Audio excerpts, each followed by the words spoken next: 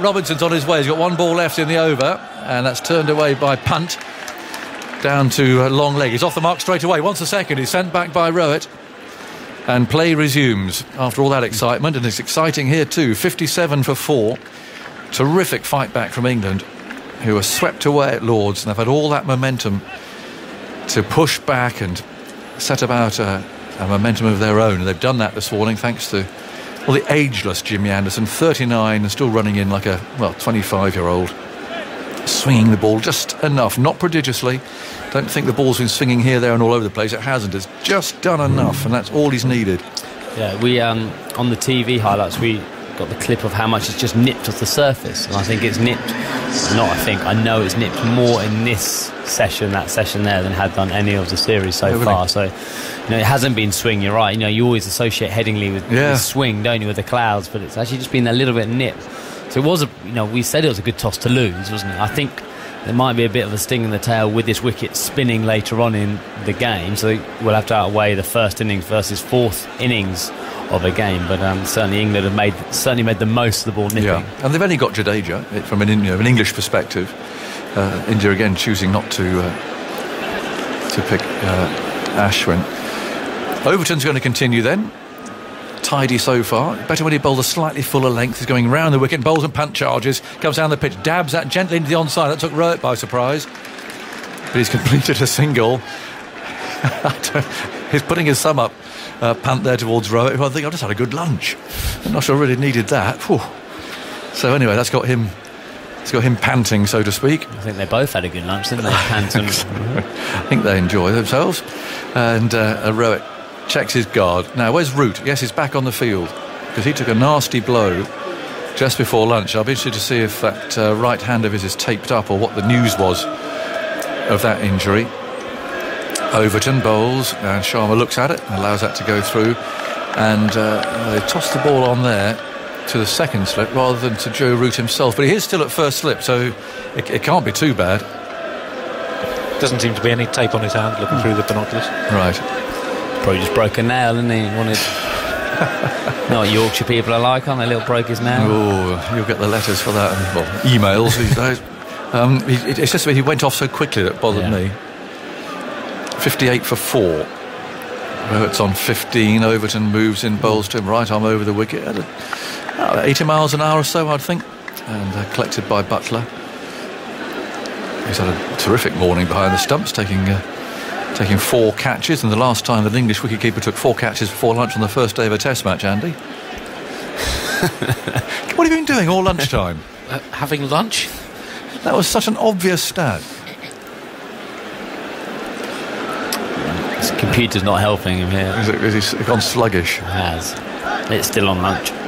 58 for 4. Here comes Overton and bowls. That's played away calmly by Rohit Sharma, the opening batsman, who's scored 15 from 78 balls. And I'd wager that in a one-day game or T20 game, 78 balls, we've got about 150 not out.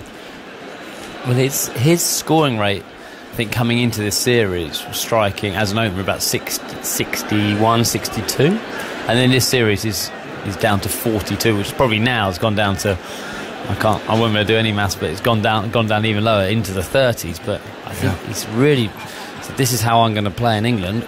Overton bowls to him. He very nearly nicks that.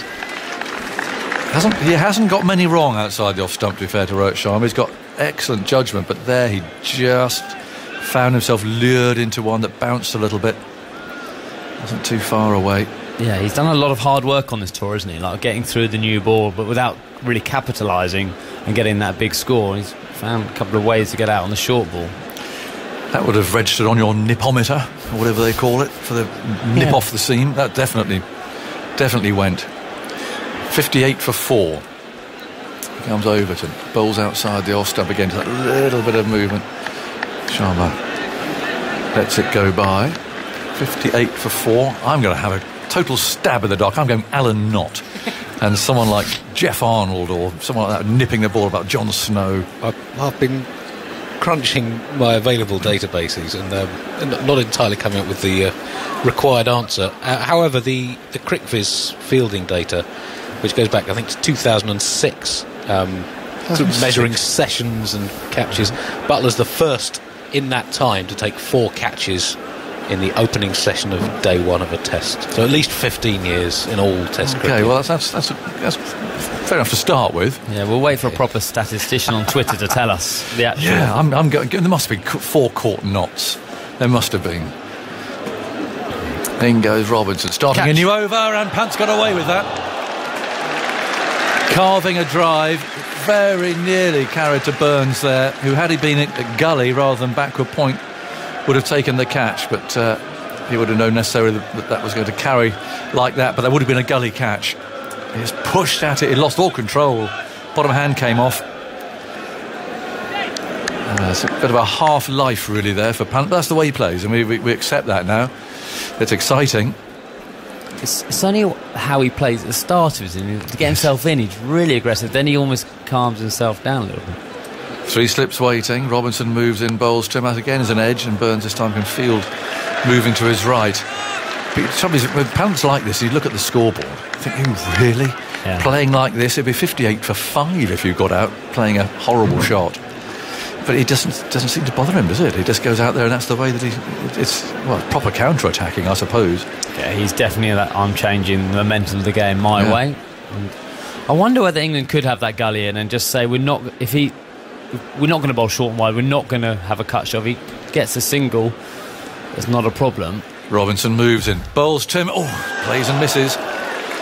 He'll say that he just held his bat inside his boot there, but I think he pushed at that. He didn't, yeah, you're right, he definitely pushed at it. So with that, Burns is at that one-day line gully, one-day line point. You're quite a long way behind square, so it's almost gully line, but it's probably 15 yards behind square.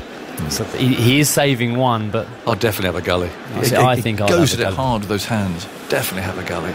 But with Pant, you just know there can be a catch anywhere, can't you? Yes. Like, as the fielder now, you are on your toes, thinking I'm mid-on here. Sam Curran, a chance could come here. He's been caught short extra cover. Robinson bowls to him again. He pushes quite hard. The ball rolls away this time into the leg side. I mean, to be honest, look at the way Pant plays. You go, I want a catcher there, I want someone catching there, I want someone there. Yeah. Because that's the way that he plays. But there are some areas that you think he probably would be vulnerable in. Now, what's the umpire say? He's having a word with Pant here about walking on the pitch. The umpire coming in for a square. You don't see that very often. You see the batsmen sometimes told off for running down the pitch when they're actually running, but not when they're actually batting. Robinson again, sun shining, bowls, and Pant covers up very smoothly, turns out easily into the leg side. 58 for 4. It's as if playing defensive shots is just so boring, really. Anyone can do that. Yeah, so normally he has to walk down to do it just to make it a bit harder for himself. But like there, he's just stood absolutely dead still. Ollie Robinson's ball was at 82 mile an hour, and he looks like he's making Ollie Robinson bowl 65 miles an hour. How easily he had played that. Just tap it away. Thanks very much. What is strange about this, isn't he? He's walked down the wicket there and played defensive shot, not that ball, the ball before, and got told off for it because he's on the danger zone. But they never have a go at you if you play an attacking shot. Robinson bowls to him, hit on the pad. There's an appeal from behind, not much from Robinson. And umpire not interested in that. A bit high, I think, looking at it. 58 for 4. They're not going to review it. They've learnt the lesson from the Australians here a couple of years ago. Howlers only. But there are still 3 reviews available to both teams. But as I was saying at Lords, the standard of the umpiring has just been so good. Really brilliant. They don't get much wrong anyway. And you might get an umpire's call maybe that might vary, but the LBW decisions generally are pretty much right. It's more for the one where Nick went to a pad, or it's been caught back pad, or those are the ones really. How's Root up to? He's moving the fielder. No, the sight screen's got his advertising. That's right, yes, it hasn't. Often wanted to do that on purpose, so you get a quick free hit of the advert for someone down there. 100%, presses the button. 100%. He's got to do one a day. That's both a total ends. Free advert, that now, all over television. And there it goes. Someone somehow forgot to press the button. 58 for 4. And from that end, Overton's on his way, bowls, and Rohit Sharma stands up and plays the ball a bit short. Down into the third slip. Burns is there with his ponytail. Just a fuller length from Overton is what really is troubling batsmen on this pitch.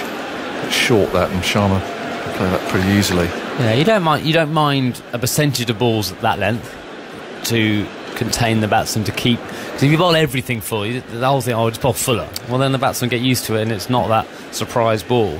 Overton again bowls, and that is the fuller one. It beats the outside edge. Again, just a whisker away. 15 not out from 82 balls now. He hasn't scored since lunch. The Rahul dismissal from James Anderson this morning was the prime example. Like, his first agreed. 3 balls, I was watching. I thought, "God, Jim, you need to push it up." But that's not. You're not doubting him. He's done that deliberately, hasn't he? To then throw that 4th or 5th. Sorry, it might have been the 5th ball fuller, which encouraged. It's all well and good. You've got to bowl a full length, but good players, if you bowl that really consistently bowl that full length, you will get driven too much. So there is that balancing out. Overton bowls. That's still and Sharma didn't know whether they got. There could be a run out here if the throw hits from Butler. It hits the batsman. Can't get round Pant. No, Pant have blocked him off rather, not deliberately. But Sharma there had no idea where the ball had gone. The answer was it dribbled off an inside edge and went down to a leg slip area. Pant wanted the run, but Rahul was not interested at all. Sent him back, quite ruthlessly really, saying no, get back. But Pant, sometimes you see batsmen deliberately getting in the way. That was not the case there. He was just going back on his own line, and the throw from Butler hit him rather than the stumps. Yeah, and I think Craig Overton did outstandingly well. He was flat on the floor. He recognised the situation, dived out the way on the floor. Great throw from Butler. I think that was going to hit the stumps, but Overton again dusts himself down, bowls to Sharma. The ball rolls away there as he leans on a forward defensive stroke. And tactically, Pant was perfect there, wasn't he? Because he knew he was getting himself in the way. You're allowed to do it, aren't you? You're allowed to put yourself in the way, but he dived. He wasn't even looking at Butler. He wasn't looking at the ball. No. But he was in the right place to make sure that the chance that you get through him, you're not going to get through him, are you? So. No, I mean, that was perfectly fair. 58 for 4. Overton. Tall, well-built, moves in, bowls. And Sharma again is defends, blocking that calmly to mid-on. There is no run. 58 for 4 in the 29th over of India's innings. My word, it's been a slog. It really has. Lost 3 wickets very quickly, having chosen to bat first. On a dry-looking pitch, but just a little bit of movement around for the bowlers today. Rahul 0, Pujara 1, Kohli 7, 21 for 3 when he was out. As Overton bowling an attempted Yorker, but Sharma able to jam his bat down on time. Good over. At 58 for 4. Rahane was out to the last ball before lunch, or what became the last ball before lunch. Caught by Butler, this time off Robinson for 18. So Rohit Sharma has ground his way on. Innings most out of character, certainly generally. I mean, in Test cricket he's shown a will, I think, to get his head down and play the old traditional way.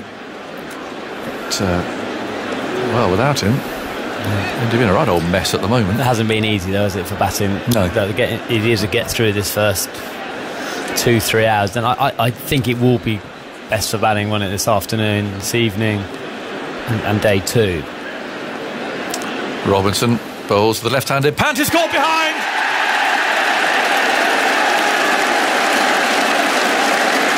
Not a great shot, bit of width and some bounce. Pant followed it and he flicked outside the off stump. And India are 58 for 5. Having chosen to bat first. It's one of those again, you look at the replay and you think, oh, perhaps I shouldn't have played at that. But it is the way that Pant bats. A little nick. It's another one for Butler, who's now taken 5 catches. 58 for 5. Who'd have thought it? A poor shot from Pant. You have to say it's a poor shot. It was a half-hearted flirt outside off stump. It wasn't a cut shot with a horizontal bat. It wasn't with a straight bat. It was that in between which gets you in trouble. And he didn't look to hit it for 4, really, did he? He just kind of hung his bat there playing a half-hearted shot. So good reward for Ollie Robinson, who's bowled nicely. It wasn't quite his best in that first spell, but he's come back really well. Pick up Rahane and now Pant, and this is where India's tail could be exposed. I did say it probably last week at Lords, but with Jadeja now and then Bumrah next, England have opportunity, and opportunities to get ahead of a test match early don't come around very often, and this is a big opportunity now. Really is. I mean, very disciplined today, and all that discipline they didn't have on the last day at Lords. They seem to have put in some sort of bucket, and they brought it with them here, and it's been very disciplined. There's been very few loose balls. But, this was, again, looking at it on the replay, it was wide, it was short of a length, and he should have said Bowman the next one, Ollie, I think. But it is the way that he plays, and it was a half-hearted sort of a stroke. He wasn't trying to hit it for 4 or anything, really. It was just a bit of a waft. Yeah, you look at the replay, as he played his shot, his back foot then moved back. So he was obviously, he wasn't committed to play a cut shot.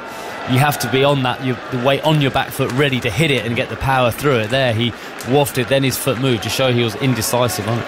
58 for 5. Jadeja's on strike. Robinson moves in. Bowles to him, swings in. Oh, my word. Well, he can keep swinging into that front pad. Jadeja there got nowhere, but he managed to bring his bat down just in time as that homed in on his front pad. And what's Root doing here? He's got a leg slip. Yeah. Anderson's seen something from mid-off. He wants to report to the slip cordon there. Headingley buzzing. 58 for 5, having chosen to bat first. Jadeja's seen somebody moving down below us here. Asking please to sit down. The leg slip. Would you not rather another one at gully and then point? Is probably the perfect commentator's curse. But then they go straight to Rory Burns. So obviously, does he score a lot of runs very fine? He looked quite vulnerable at Lords with it. Did he? But I've always felt it's a bit of a fluky position to get one caught there. What do you think? Yeah, it's going to go straight there now. It is. It goes Robertson and Bowles to him outside the off stump. Yeah, I'd rather have the offside, I'm honest. Yeah. But because it's got to go straight to him and it's got to go in the air straight to him. There's a lot of variables, I think, about that position. Unless England and Joe Root are thinking, well, Jadeja leaves pretty well, doesn't he, in that channel, in that fourth stump. He almost Marcus Trescothic-like, just leaves the bat there and the ball just passes out. He's not playing at it. That's his way of leaving. Whether this gives Ollie Robinson real protection to bowl that slightly straighter line, so it makes Jadeja play more, feels like he has to play more. Robinson over the wicket, Bowles. That's a lovely ball. It's moving away, but from a straighter start to Jadeja. Again, that bit of bounce that we've seen throughout, and for the ball nipping about, it's the bounce that really is the key. And it's been the case from both ends. Maybe it was because the Lord's Test match there was absolutely no bounce whatsoever. Maybe it seems here, oh, hello, the ball's going through, and this is how it usually is, because Lord's was very low. But it's carrying nicely. The heavy roller, the impact of heavy roller, which you can have in Test cricket, has a big impact on it, on killing that carry. Robinson over the wicket, Bowles to Jadeja, who hops into line, pushes into the offside, teasing the fielder there rather than really setting off for a single, but making Anderson run in from mid-off. 1 ball to go in this over. Sharma's still leaning on his bat down there at the non-striker's end, literally legs crossed. That's leaning as relaxed as you like, but he must be wondering a bit what's going on. 58 for 5. Root looking content at first slip, but of course these are still the opening salvos of this match. And Robinson moves in to complete the over. Is there Bowles to Jadeja? There's the in-swinger. Jadeja plays it well, though, coming forward, and Anderson feels at extra cover. So, well, what a start to the Test match. 30 overs have been bowled, and India, who chose to bat first, are 58 for 5. Rohit Sharma has been there now since the start. 15 from 86 balls. Jadeja not yet off the mark. Andy's got something. Alistair, I'm sure, will have something, and then Allison's coming in here. In the last 49 times that India have won the toss and chosen to bat first, this is their worst score at the fall of the 5th wicket. You've got to go back to 2008 for a time when they were against South Africa in Ahmedabad. They were 53 for 5 the last time they had a lower score when their 5th wicket fell after winning the toss and batting. Hello Andy, hello Alistair. New over, sun shining here at Headingley, and Rohit Sharma is shouldering arms to delivery from Craig Overton outside the off stump and going through to Butler once more. How much have we talked about wicket-keeping dismissals, i.e. number of catches? Have we been there? Well, we've been there. Okay. Agger's sold Zoltz down the river saying you'll know this straight away because that's what you've been doing at lunch. And Zoltz is too busy tucking into his roast potatoes and salmon. He's had the requisite 20 minutes now to research. Well, was looking up Butler's 3 catches off Anderson as the first 3 wickets of the innings. And before lunch. As Overton is in, Fuller straighter, forced to defend is Sharma out to the offside, no run. There's only been one previous instance in the going back to 2006 when the CricViz database has this detail of a fielder-bowler combination taking the first 3 wickets of an innings. That was Chandimal off the bowling of Lakmal in Port Elizabeth for Sri Lanka against South Africa in 2016. But overall, if Butler gets another and catch number 6, that'll get him up on a leaderboard, won't it, for most catches in an innings? You've done some research, haven't you? Just teeing him up. Overton is in. Honed in on a leg stump and it's turned towards short fine. As it's come off the pad, Butler has moved across to his left-hand side. No, there was some bat in there. It's a single to Sharma. He's on to 15. India 59 for 5. It's like at school, isn't it? You know the answer, but you'll then start testing the teacher. That's what you've just done here. You've come prepared for it and then try to catch salts out. I like it. I wouldn't do such a thing. You would. Well, go on, Zoltz. Well, only one England wicketkeeper's taken 7 dismissals in innings. That was Bob Taylor in Mumbai in 1980. So Butler, with one more, would be joint second on the England list. So that's the record that he's going for then. So who's taken 6? 3 slips and a leg slip in now. Jadeja facing up. Overton gives him a bouncer. Ducks underneath it. Doesn't have to duck too hard. And the ball sails through to Jos Buttler. For England, the first to do so was J.T. Murray at Lords against India in 1967, a game in which India were also 58 for 5. Is that right? Yes. No. Bob Taylor, 1980, in the centenary test in Mumbai when Ian Botham scored a century and took 13 wickets. Overton, with the rugby stand behind him, the new Emerald stand full. Straight to Jadeja, defends it back up the pitch, and Overton, tall man that he is, bends down to pick up, no run. Jack Russell twice had 6 catches, Alex Stewart once, Geraint Jones once. Chris Reed had 3 innings with 6 dismissals, 2 of them with 5 catches and 1 stumping. Matt Pryor twice, and Johnny Bairstow once.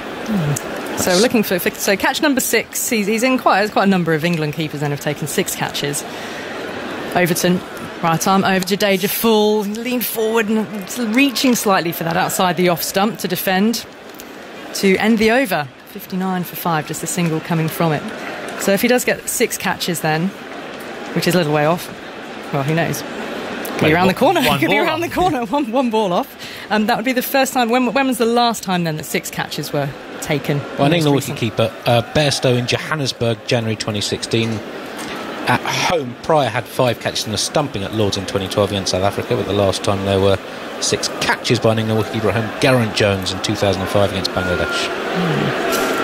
Just out of interest, just to keep you working, of those occasions, how many times did England opt to field first, and how many times had the batting side opted to bat first? Are these not all in first innings, are they?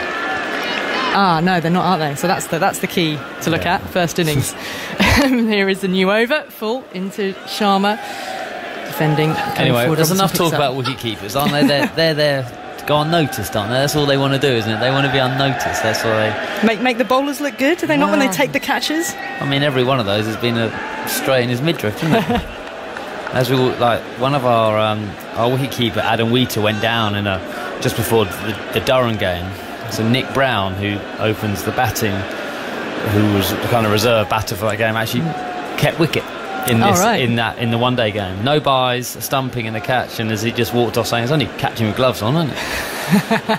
Here's Robinson outside the off-stump, fraction of movement away from Rohit Sharma. He let it go through to Buttler. 5 of these have been in the first innings of a match in which England had been asked to bowl stroke field first. Right, excellent. So it would be the 6th time that it would happen? Yes. OK. Well, we'll just keep an eye on this and see if there's another caught behind for Buttler. Well done, Zoltz. Seems like a niche stat to get that much detail in, Ali. Robinson is at the end of his mark, 3 slips in place. Sharma waiting, bat poised. Robinson is in, pushes outside the off stump, and Rohit doesn't need to offer a shot. He's happy to let it go as it moves away from him.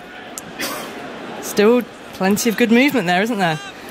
There is, and it might have swung a little bit more after lunch, actually. There's been a lot more movement off the surface before lunch, like just that nip, just enough nip to find the outside edge. Actually, you don't want to nip a huge amount because you end up missing it, but there's just nip, just amount. But actually, Ollie Robinson, he doesn't try and swing every ball, but when he has tried to swing it, has got quite a good swing actually. In comes Robinson, right arm over, short ball, and it's been pulled around the corner down to fine leg. That didn't rise on him as much as maybe Robinson would have hoped. He had deep backward square and fine leg back. Sharma able to take a single. He swiveled, managed to keep the ball down. India 60 for 5 now. Yeah, a couple of dismissals in this series, haven't we, with a short ball where he's gone into one-day mode and he's trying to hit him into the stand.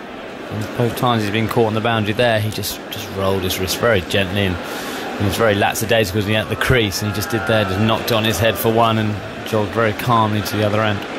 He's been out there for 93 balls now since the start of the innings for his 17 runs. Let's watch wickets fall at the other end.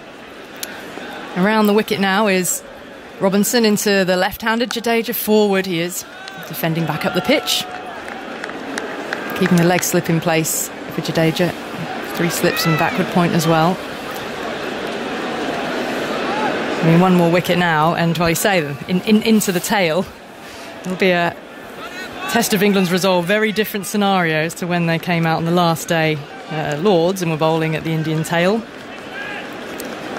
Should bowl a bouncer first ball, shouldn't they? Just for a bit of fun. Robinson comes in now to Jadeja outside the off stump, lifts with good carry through to Buttler, but left alone by Jadeja. Comes forward to a little bit of prodding at the pitch with his fluoro orange bat grip, and he's got flashes of orange on his gloves as well, and they sort of gleam in the sunshine here at Headingley. 60 for 5. India, Sharma now on 15 and Jadeja on 2. And reminded at lunch, India were 56 for 4, having lost to KL Rahul, 4th ball of the match. Anderson had him caught behind a rather loose drive as he was out for a 4-ball duck. Second to go was Pujara. Delivery from Anderson that seemed away. Again, taken by Buttler, out for just 1. Then Virat Kohli, caught behind again by Anderson for 7. And have you ever seen a more sort of angry celebration by James Anderson? I mean, you've played a lot of cricket with him, so I mean, maybe there's a yes to the answer to that question. Well, the lead photo on the BBC website. Oh my goodness! Is James looking, angry, very angry. Forward comes Rohit to Overton, defends into the offside. He was sort of screaming, and if a wicket ever meant a lot to James Anderson, it was that one. Yeah. The build-up, obviously, over since Lords, all the stuff being spoken about, and the 8-day break, and the competitor James is, and his, like the fact he probably, feels responsible a little bit for that hour of stuff as a senior bowler and a leader in the team where they probably got the tactics wrong. Even how well he bowled throughout the game, you do feel that, and I think that was a release of it. Overton to Sharma. He goes full and across him, having just placed Moeen Ali at deep backward square leg. A release of that kind of anger and tension, but also we have to remember what a big wicket Kohli is. Even an out of form Kohli. The out of form. The bit as a player when you're playing against world-class players, it's only half an hour and 45 minutes of them finding their rhythm again, and then they'll be extra hungry to make it count because they've been out of form. That's what makes them the champion players, the guys who get big scores. Overton in full once more to Sharma, comes forward, defends, back up the pitch. Overton picks up in his follow-through. So I think that was, and how important it is for England. It's been a great week for an England player this week, because the underdog mentality, everyone's speaking about how good India are, what a great side they are, and actually if you take the emotive bit out of that Lord's Test match, then they played very badly in a couple of periods, and it really cost them. Other time they were right up there competing with India. Overton thundering in and full once more to Sharma, who angles this one down to Hamid.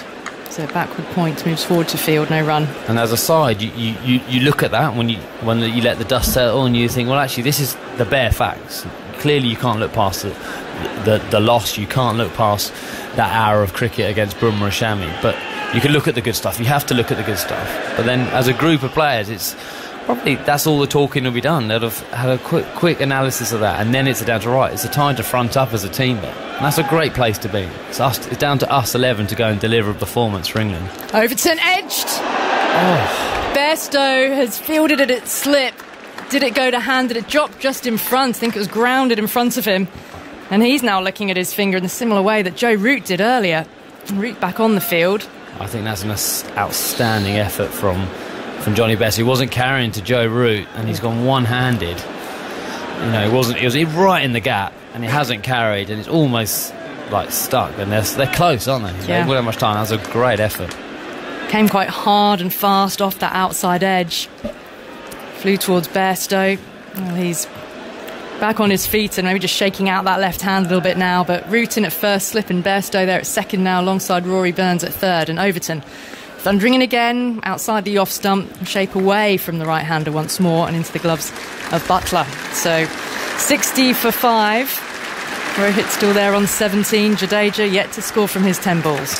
And that's an example of Rohit, you know, the class of the guy, how he's played that ball. Yes, it's nipped.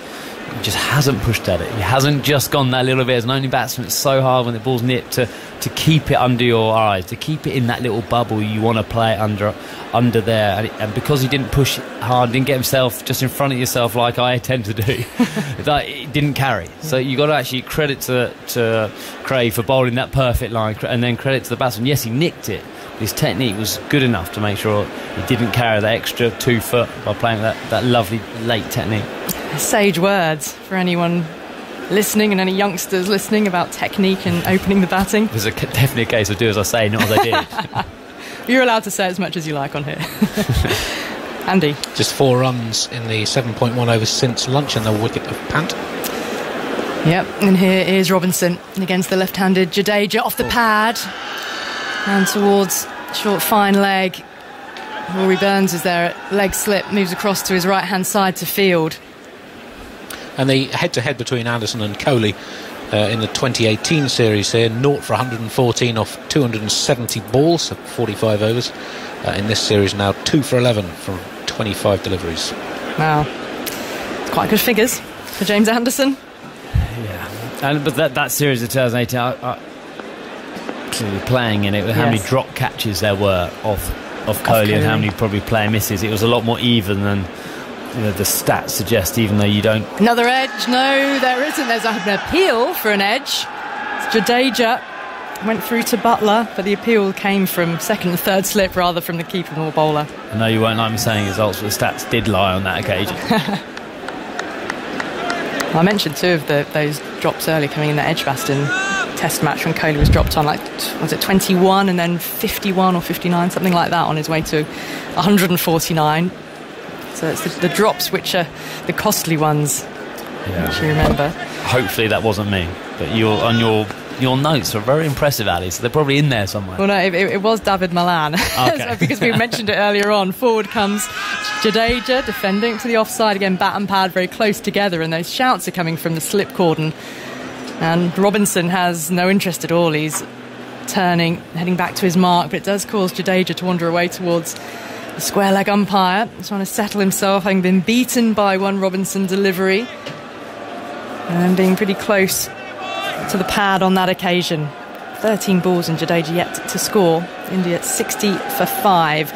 The wicket of Rahane fell on the stroke of lunch, caught behind off Robinson for 18, and Punt's already gone off Robinson for just 2. Robinson in again now, outside the off stump. Jadeja shapes to play, lets it go through, just holds his bat and watches the ball nestle in the gloves of the wicket keeper. Ebony's alongside. How are you, Ebs? Hey, Ali. Yeah, this game is heating up. First of all, it's hot outside. It is, actually. Yeah, I stuck my head out earlier. Yeah, popped out on the balcony. And second of all, the cricket is exactly what an England fan wants, right? Straight in the action, bit of movement. England bowlers right on top. Robinson with the sun on his back. In now to Jadeja, past the umpire, bowls full and straight. And he's coming forward, Jadeja, who defends back up the pitch and into the hands of Robinson. It's an interesting one, isn't it? It doesn't look like there's not really any demons in the wicket. You know, you'd expect a bit of shape. It's England, it's been a bit overcast in the morning. But there's nothing on the surface that suggests the score should be where it is at the moment. So, yeah, you sense these two, if they do stick around, they could build a reasonable partnership. I can't remember too many loose deliveries bowled by any of the quick bowlers. Robinson in again, on off stump full. Jadeja's taken a quick single into the offside. James Anderson came forward to field, didn't pick it up cleanly in one hand, and so they're comfortably able to get through safely. 61 for 5, the end of the over from Robinson. He's taken 2 for 16 from his 10 overs. Jadeja off the mark then with that single. Sorry, an update on the catching stats. Oh, yes. They're proving very hard to acquire. So this database goes back to 2006, but there's only been one other occasion in which the wicketkeeper took the first 5 catches of an innings. That was Brad Haddin against India in December 2014 in the test at Brisbane, but it took rather longer than the 5th of them came in the 86th over. India were 321 for 5 at that point. Yeah, it's just been so spectacular because these came in such quick succession. New over, Overton in outside the off stump, and Jadeja was tempted at that outside off, just drew the hands inside the line at the last moment, and that's what brought forth a little bit of an ooh from Overton in his follow through. Yeah, look, I think it's fair to say the England bowlers have been relentless on line and length. They just haven't offered, like you said a moment ago, any freebies. There's been nothing to really cash in on. And then I suppose when you then had Pant coming in when maybe there could have been a bit of recovery, he likes to play his way, but it didn't come off. So it's all England. 3 slips and the leg slip here for Jadeja. Overton in full, comes forward, turns it to mid-wicket, and Haseeb Hameed is there, very quickly onto it, full of energy and verve, and flings the ball back in towards Butler. No run. Yeah, Pants was the only real loose shot in amongst there, wasn't it? A poor shot. It wasn't either one thing or another, just a bit of a waft and a flirt outside the off stump and through to Butler once more. So. Yeah, and just playing on the move, and I get that he's going to play his shots. I suppose if you do, though, you need to make sure you get in good positions and execute, and like I say, it wasn't quite one or the other. Overton in now full, outside off, angled, the outside edge of the bat, out towards backward point, throw at the stumps, misses, and Rohit is home. David Malan with the pick up and throw. Another single for India, 62 for 5. And Jadeja now has 2 runs to his name as he's down at the far end prodding away at the turf in the sunshine. I suppose with Rishabh Pant's attacking style of play, your hope is always that he's coming in, you know, if it is 5 wickets down, that you've at least got sort of 150, 200 on the board perhaps, and he's coming in with a platform and a freedom and a licence, but coming in so early on in the test match with the ball so new and the bowlers so energised still, and just with the relentless accuracy that they were bowling at, then did he have an adaptable style of play? Overton in, straying onto leg stump, Sharma is able to clip him past the square leg umpire out to the deep and jog a gentle single. Yeah, it's a really interesting one. I was asking Deep Des Gupta a moment ago, how do they approach, different players, you've got to approach different ways. Would that be something he'd be wrapped on the knuckles for? And the answer is no, really. They let him play the way he plays. The only thing I'll say is, as a player yourself, when you've got that talent, the only person you have to answer to is yourself. So I wonder how he feels. Does he go back and go, oh, well, it didn't come off? Or is it sort of thinking process to say, look, I've got the talent to actually adapt to these circumstances, then hurt them later if I need to. Overton bouncer for Jadeja, ducking underneath it, the ball passes over his back and through to Butler. I mean, you could go back into the pavilion and think, well, yes, this is the way I play. I will stay true to that game. In this instance, the batters above me didn't do their job. I'm not meant to be rescuing an innings, playing myself in against the new ball. Whether you look at it like that. I mean, his role when he does come in and when it does come off, as we've witnessed in other matches spectacularly, it's to good effect, isn't it? For example, the winning test at Brisbane in Australia. Around the wicket here to the left-hander, pushing forward and taking a single to wide mid-off. It brings Anderson moving across to his right-hand side from that position. And a single to end the over. So 64 for 5, India. Jadeja on 3. Rohit is with him on 18. I think Andy's got something. And then, Ebony, Daniel Norcross is joining you. Rohit Sharma's century of balls faced, just 18 runs and 1 4. We've seen him back with a great deal of discipline all summer, but this is the fewest he's scored after 100 balls of a test innings. This is the 17th time he's faced 100 or more balls. Only once previously has he scored fewer than 35. Only 3 times has he scored fewer than 45. So this is most uncharacteristic. He's digging deep. And I suppose that's the adaptability that's required. His natural style likes to get on with it. We saw that in the subcontinent over the winter, didn't we, Dan? But he's under the pressure and under the pump right now. He is, but he's still there, crucially. 18 from 100, Sibley-esque. And since lunch, 8 runs have been scored, 1 wicket in 9.1 overs in 42 minutes. And yet somehow it is still strangely thrilling. Well, it is thrilling. 3 slips are in, point extra mid-off, mid-on. Hasib Hamid just in front of square on the onside.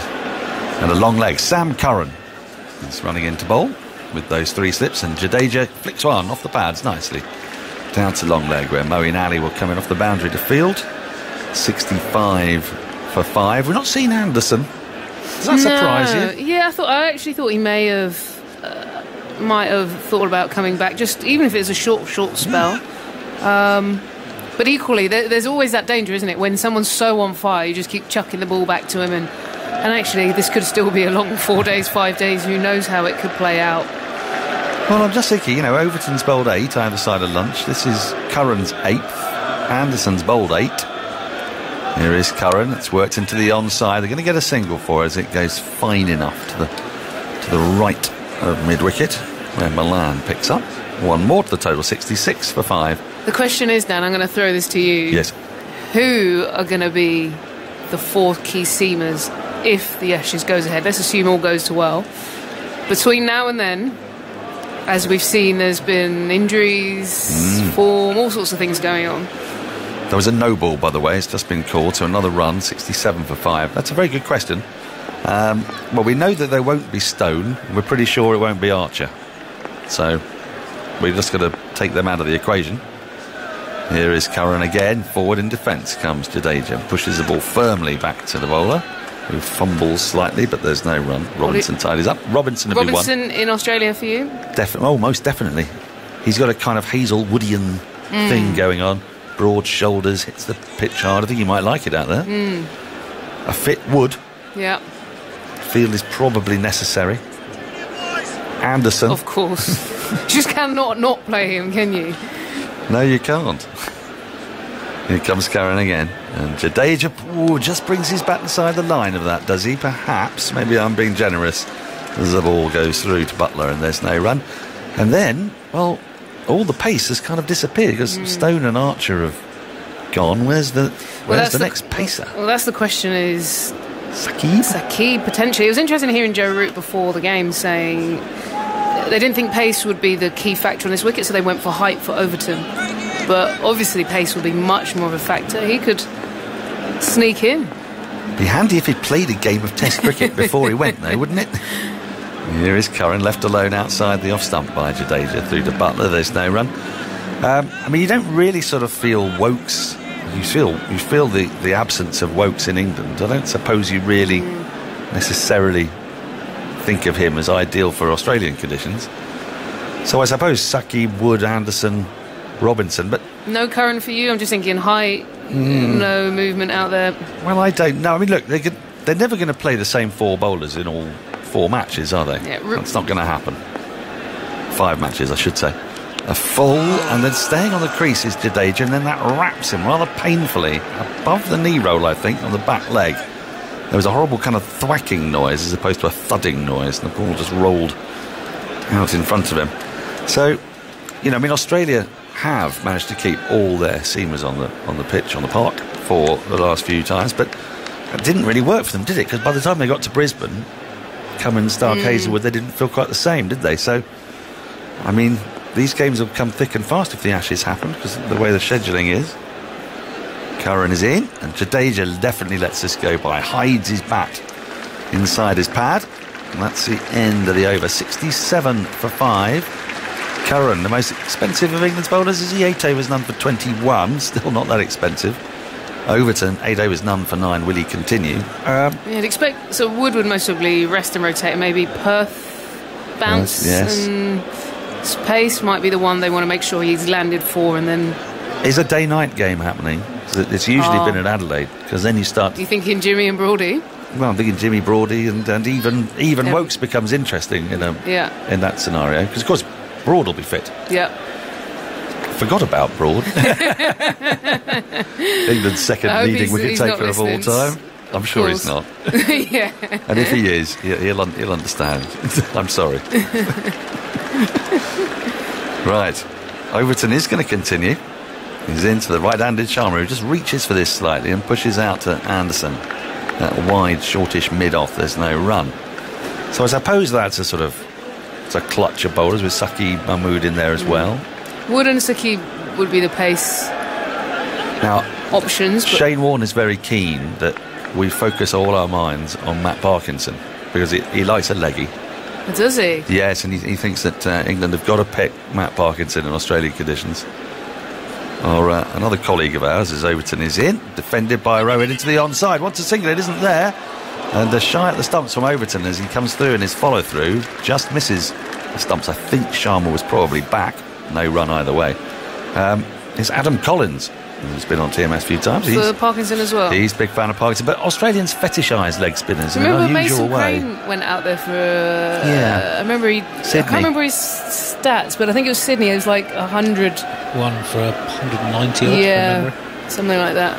Yeah, it was tough. It wasn't great. But it wasn't the Sydney wicket. The Australians, they're mountebanks and cads, aren't they? You get there and you think, oh, well, it's Sydney, it's going to turn, and you just get an absolute flat deck. You pick these spinners and it's no good for them. Overton in, full toss. Was that pushed out to the offside? Fielded by Moeens. He just missed out there. I think Rowitt can't quite believe that. Sort of shin-high full toss, and he's just pushed gently to Moeen Ali in the covers. There's no run.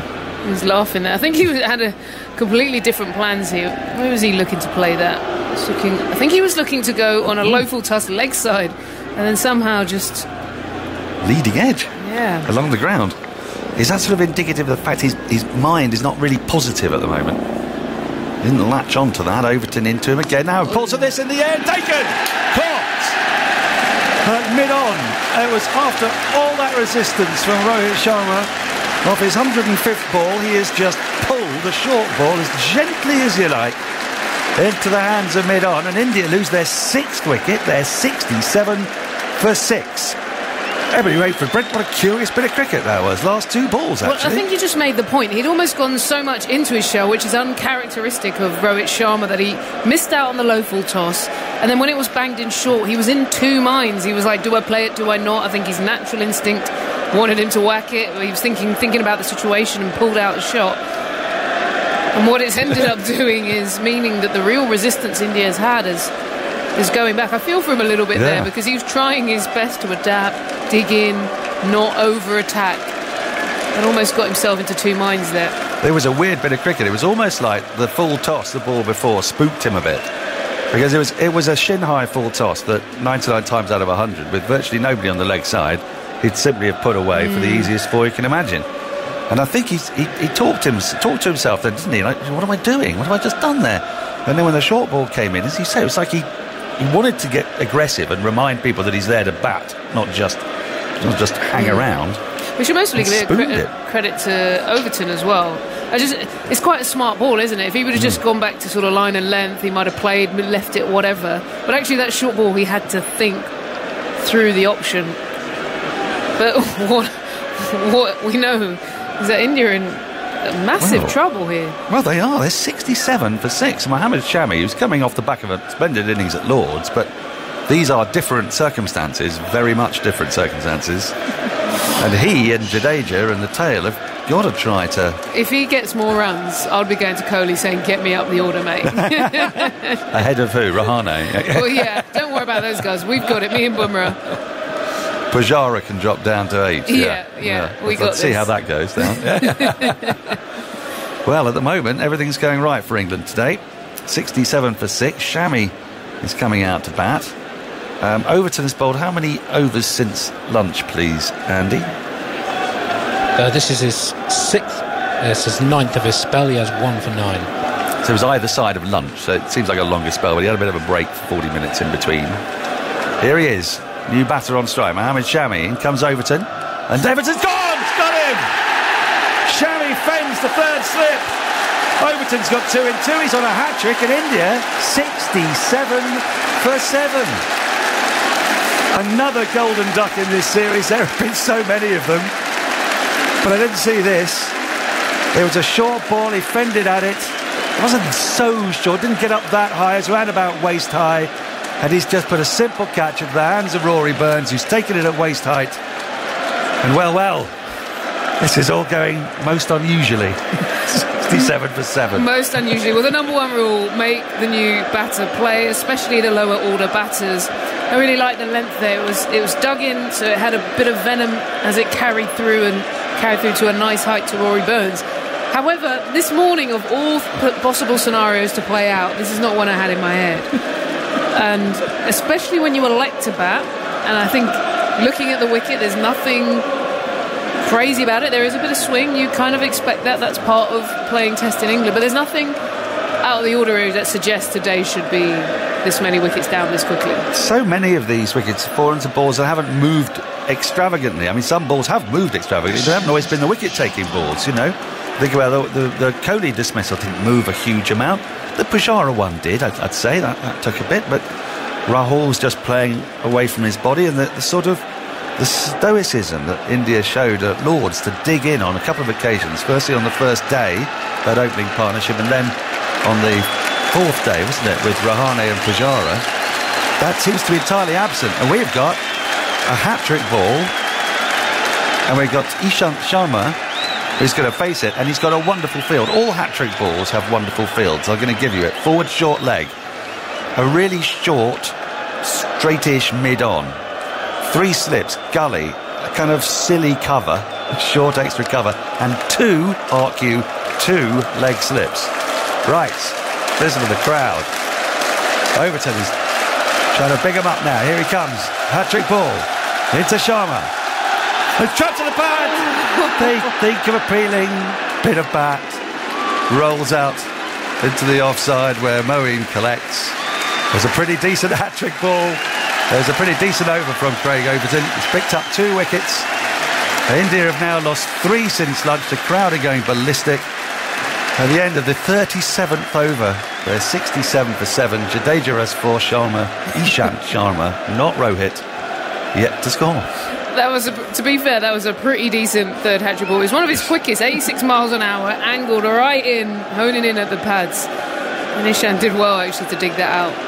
The crowd are loving this. Sun is out, England on top. Aren't they?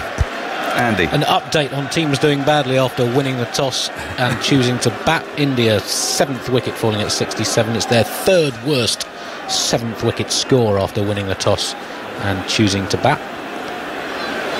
Curran is still in the attack with 3 slips. Backward point, extra mid-off, mid-on the mid-wicket. He's in, and that's left alone by Jadeja. The keeper, no run. So, what does Jadeja do now? Sorry, you need to finish your point. In England, since 1958, this is the 4th worst score by any team that's won the toss and chosen to bat at the fall of their 7th wicket. The worst, England against Ireland a couple of years ago, 43 for 7. Australia, 48 for 7 on that brilliant morning at Edgbaston in 1997. Pakistan, 63 for 7 at Edgbaston in 2010. What's so brilliant about that morning, Andy? As Curran is in full, dropped on the pad. Huge appeal given. Curran thinks he's got his man. Jadeja is instantly referred. He might be referring because they've got 3 referrals and he can't afford to be out. But it was full. It was straight. If it didn't get any bat on it, and it's trapped at that, it feels like it's trapped in front. Okay. A player review for LBW. It's a fair delivery. Original decision is out. So can we have a look at front on spin vision, please? Right, here we go. It was very full from Curran. Right up in the block hole. He was convinced. Oh, well. Okay, we need to check, see if there's any inside edge on that. Is there any bat? Can we have a look at... Otherwise he's toast. Please? Doesn't appear to be. What's your thought, Ed? I think he's taken a chunk out the surface, but nothing on the ball. Okay, I think just he's waiting gone. for Ultra It's full. Okay, that's the bat hitting the ground. Yeah. Got daylight between bat and ball. Roll it through, please. Right, here we go. They're going to go to ball tracking. Have to go through ball tracking. Jadeja's in trouble here. It's so full, it's hit him on the foot. It's not coming over. Might be going under. Just waiting for ball tracking, gentlemen. Jadeja's looking on pretty nervous because this would be 67 for 8. There's no recognised batters left. Here we go. Okay, we've got Plum. pitching in line, impact in line, stumps hitting. We go back to Alex on field. Stay with your original decision at one screen now. So Alex Wharf raises his finger for the second time, and Ravi Jadeja departs for a 29-ball 4. India have now lost 3 wickets for none in 5 balls. They're 67 for 8, 2 to Overton in successive balls, and now Curran. It's a good bit of bowling. It was really full. It was right in the block hole. Wasn't that far away from the bat, but far enough away to mean that he was going to be plumb LBW. It was a slippery delivery, wasn't it? Just because of the trajectory he gets, the angle as well. It was just caught him slightly off balance, and that's how the bat face was slightly closed. But equally, it looked good. You know, I'm surprised he reviewed it. He would have known if he'd hit it or not. He would have seen. He took a huge chunk out the floor, to be fair. He sort of had to, did he, in a way? I mean, he had just to some hope of something. that maybe there'd been a bit of bat on it. It wasn't too far from the bat, and with him out, I mean, look, Sharma and Bumrah, Mate, we've seen what Bumrah's done before. They could put on 100 together. They could do, but you can see Jadeja's thinking, I guess. But now Bumrah is in, and the last time I saw Jasprit Bumrah walk out to bat against England, there was a deep backward square leg, a deep square leg, a deep mid-wicket, a fly slip, and nobody anywhere to be seen other than the keeper. I am delighted to report we have 3 slips, a gully, a short mid-wicket, mid-off, mid-on, a backward point, which is by far and away the more appropriate field to Jasprit Bumrah. Here comes Curran with his tail up into the right-handed Bumrah, struck at a pad. It's given. Curran has 2 in 2. Goodness me, it's 67 for 9. 4 wickets in 6 balls. Twice now England bowlers on a hat-trick. And Bumrah's now been told, referring. Now what he's referring here, because it was caught, I've got to tell you, it was also caught. Delivery. So can we have a look at front? I feel like I'm watching the highlights. I know, it was caught in the gully region, so if there's any bat on this, he's out. Let's take a look. Well, that might be slipping down leg. Just rock that back, please. Roll it through. Doesn't appear to be any bat involved, but we'll confirm that with Ultra Edge, please. Right, they're looking at Ultra Edge. Okay, we've got a flat line ball. We've got clear daylight all the way through to the pad, please. No, he's got a big stride in, so he might get lucky here. Ball tracking when ready, please. I think it's pitched in line. It has. Okay, pitching in line, impact in line, wickets hitting. We'll go back to Alex on field. And on screen now, Alex, stay with your original decision. Okay, India are now 67 for 9. Sam Curran has got another, well, he's got a hat-trick ball. We've just seen a hat-trick ball from Craig Overton. Now Sam Curran's got the option, but he's going to bowl a hat-trick ball. And just a spooky reminder that 2 years ago in the test match that we always talk about and have been doing at lunchtime, England were bowled out for, guess what? How much? 67. Oh, okay. I know. Could be a lively little one. First of all, credit here to England. They just keep coming and coming and coming. I think the bowlers have forced the new batters to play straight away, regardless of whether it's to top order or the lower order coming in. That was bang on the money. Sorry, Andy, you were about to chip in. Sam Curran 63 overs in the series before this one with just 1 wicket, the wicket of Kohli at Lords, now 2 in 2 balls. Just one thing. I think, actually, is this being overly crazy? But I think Jasprit Bumrah might have referred that, not just because, you know, but he was walking off. I think, actually, his partner said to him, Mohammad Siraj won't have his clothes on, let alone his pads. He's going to be timed out. Very good point. Because if you do the review, that gives him another minute to rush around trying to find a thigh pad, a box. I mean, he doesn't look remotely prepared for this, does it? Mohammad Siraj. I mean, honestly, 10 minutes ago, India were 5 down, and I dare say he was in his training kit. Now he's walking out to bat as his side has lost 4 in 6. And Sam Curran is on a hat-trick, and again we've got this wonderful field. 3 slips, gully, leg slip, leg gully, forward short leg, and mid-wicket, now silly mid-off.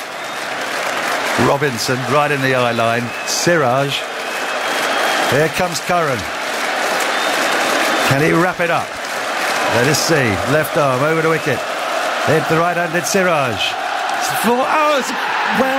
Strikes him on the pad, rolls out into the offside. Not out, says the umpire, and actually all the England fielders appealed, but no one really believed in it. Yeah, not quite. He was trying to get in the business era, wasn't he? He was trying to go a bit fuller, straighter. It was a good hat-trick ball. It was. They're going to review, Dan. They're going to review. Oh, well, now, hang on. Really? England are going to review. This might yet be a hat-trick.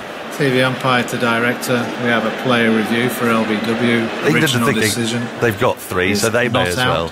I can't. Fair delivery. So can we have a look at front on spin? I can't see this being out. Let's see. No, it's a huge inside edge. We can go back on field. He's clearly hit the ball. So we'll go back to Alex on field to stay with his original decision. Alex, you're on screen now. It didn't feel out. There was a massive inside edge on the pad, Andy. Well, we've seen a hat-trick of DRS referrals rejected on Alex Wolf's Test match debut. 3 and 3. 3 and 3 balls. Has that ever happened? Right. I doubt it. I doubt it. I mean, Dharmasena in Bangladesh had a bit of a trot when Moeen Ali, I think. That was a bad day. That was a bad day. You were with me that day, weren't you? It was a bad test match. It was a bad test match for the umpires. I'm very conscious that things are happening out here, and Isha needs to come on. Isha, do you want to? No, actually, sorry, I've said that, and then the trainer's gone off. I thought we could have squeezed you in, but I'm afraid it's actually bad. There's 2 balls left in the over. Could be a lot happening here, Dan. We don't know what could happen. There could be. Well, Siraj has got a chance to just swing the bat, I would say. Is that what they do now? Well, there's no other recognised batter, is there? There's Ishant Sharma and Siraj. 3 slips, gully, short, leg slip, I should say. Leg slip. Curran in to Siraj. He goes for a big swing, gets hit in the groin, and it rolls out to short leg. You're absolutely right. That's exactly what Siraj is going to do. At this point, I'm thinking if I'm Hamid, I might just a couple of steps back and touch it short leg.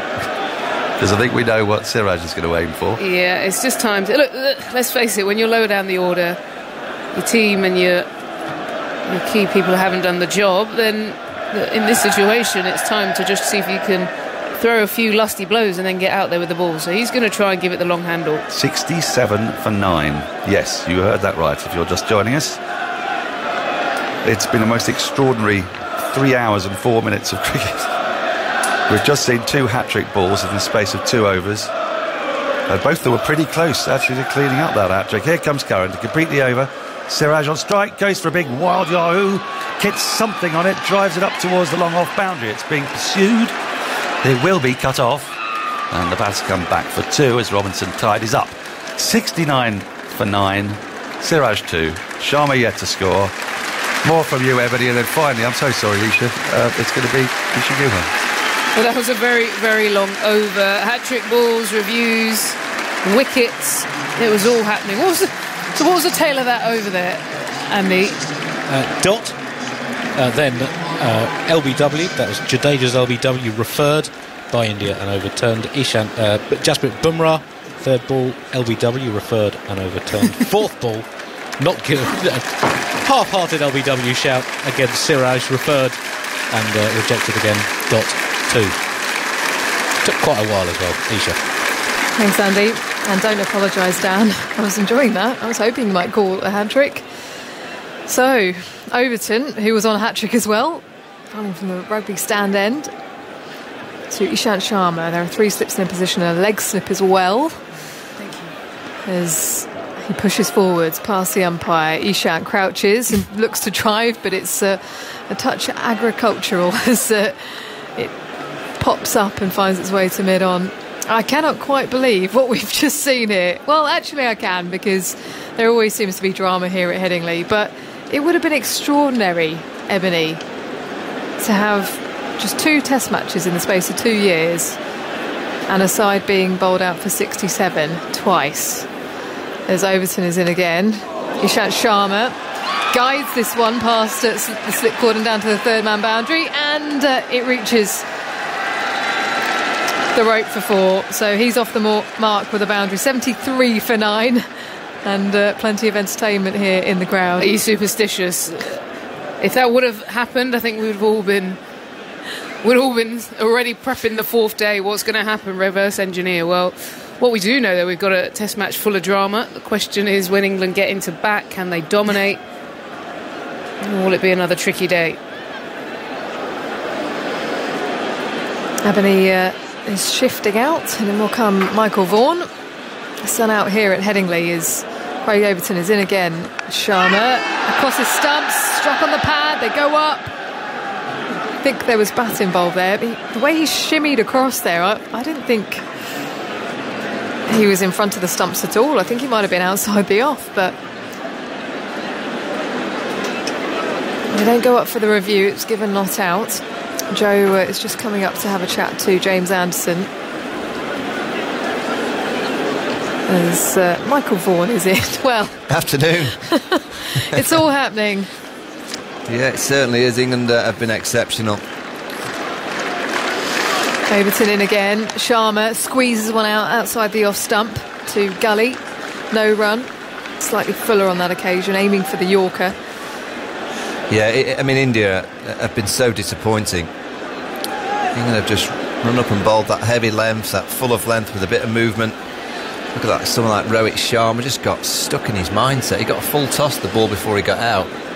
Couldn't manage to even hit the full toss. Then was in two minds about playing that pull shot. Jadeja also 4 off 29 deliveries. He's an aggressor. Overton in, steps away and down. Dropped it, second slip. It was flying away, and it would have been an incredible catch by Johnny Bairstow. Jumping up in the air, they're both still on the floor, Bairstow and Root. As Buttler runs to collect the ball, he parries it up and over. Yeah, top left corner, that one for Bairstow. Yeah, tough one. Went sharp. Get a sense with Ishant Sharma and Siraj that they're going to give themselves a little bit of space. They're not necessarily going to get into line. So Moeen Ali is moving out of leg slip, out to the deep mid-wicket boundary. Siraj on strike, steps away, misses one outside the off stump, just bowls a good length, sticks to his guns, Craig Overton, and it goes through. So 74 for 9 after India won the toss and elected to bat first here at Headingley. Yeah, it was always one of those decisions that, you know, I think Joe Root, if you saw at the toss, he had a wry smile, because I don't think Joe wanted to win it, because he would have batted as well. It was one of those tricky decisions, but, you know, let's be honest, India have batted appallingly. You know, with the amount of talent that they have in that dressing room, to be 74 for 9, you know, 39 overs into the game. KL Rahul, he set the tone with that poor drive in the first over of the game. Virat Kohli with a poor stroke. Rishabh Pant with a nothing stroke. Rohit Sharma with a half-hearted pull shot. Jadeja just missing a full straight delivery. So they've just not batted with any kind of conviction. England have been very good. They've got the movement, they've got a bit of swing seam. Very similar to Australia bowling England out in that first innings a couple of years ago. That's just a little reminder that you can win games here by getting bowled out cheaply. So just an early warning sign. Yeah. Can happen. Yeah. If you've got a Ben Stokes type character in your lineup. Yeah. Such as Rishabh Pant. Yes. Here comes Sam Curran then, bowling to Sharma, crouches, guides the ball in front of point. Haseeb Hameed chasing after it to the boundary. They'll come back for 2, and he manages to stop it, and then all of a sudden there's a bit of a hustle in the middle. They were pretty much walking to each end before they realised, actually, we need to run that final one. So 3 to India as they go to 77 for 9. Sharma to 8. Yeah, nice stop by Haseeb Hameed. You just look at tail ends when they run between the wickets, it doesn't quite look right. Mohammad Siraj turning blind away from the ball. Got a short, well, a deep third now on the boundary for that slash. Curran bowls, and that is missed by Siraj. That was a real swipe, looking to play it down the ground. A swish of the bat as it goes in between bat and pad through to Buttler. That was a shot that many would remember Courtney Walsh. That's the way that Courtney Walsh would have played that kind of delivery. The big kind of leaning back drive, trying to launch it down the ground. All the weight on the back foot. Yep. Did you see some of those Rashid Khan shots yesterday in the blast? Wow, as Curran is in full. Siraj drives, this time connects, goes to wideish mid-off. They'll come through for a single. As India moved to 78 for 9, Siraj to 3. This time a bit fuller from Curran. Just for the first time today, all of a sudden you've seen England change the fields. You've got, the tail enders have come out, and it's just keep it simple. There's a reason why you have India 70 for 9, that you've just bowled it at the top of off stump. Just do exactly the same. Don't change at all. Can you have anxiety in the attack at 78 for 9 as Curran is in, misses a ball outside the off stump, Ishant Sharma. He looks really uncoordinated there, sort of gets back and then tries to jam his bat down. Yeah, Rashid Khan, he must have the most amazing eye. It's incredible the power that he can create as well. Ball gets tossed around the infield. Well, the crowd here at Headingley have got their money's worth already today. You wouldn't want a Saturday ticket, would you? As Curran bowls full, driven. Ishant Sharma gets that left leg out the way and tries to slam it down the ground, but finds mid-off. No run. You can watch that Rashid Khan innings on the BBC Sports website and app, and we have more Vitality Blast quarter-final commentary tonight from 7 o'clock Notts against Hampshire. That'll be a good game. Is that at Trent Bridge? Yep. Oh, yeah, I think big runs there. I think it's sold out. Yeah. I was reading on social. Rashid Khan, the helicopter just gets back and a whip of the wrists as Ishant Sharma uses his wrist to keep that one out from Sam Curran. A fuller delivery on around the off stump. So zoning in with those Yorkers. At the end of the over, 78 for 9. Ishant on 8, Siraj on 3. Nick Goodway emails us. I look back fondly on the gentle pace form of cricket. That was the 100 compared to the test today. Yeah, well, this feels shorter than quicker.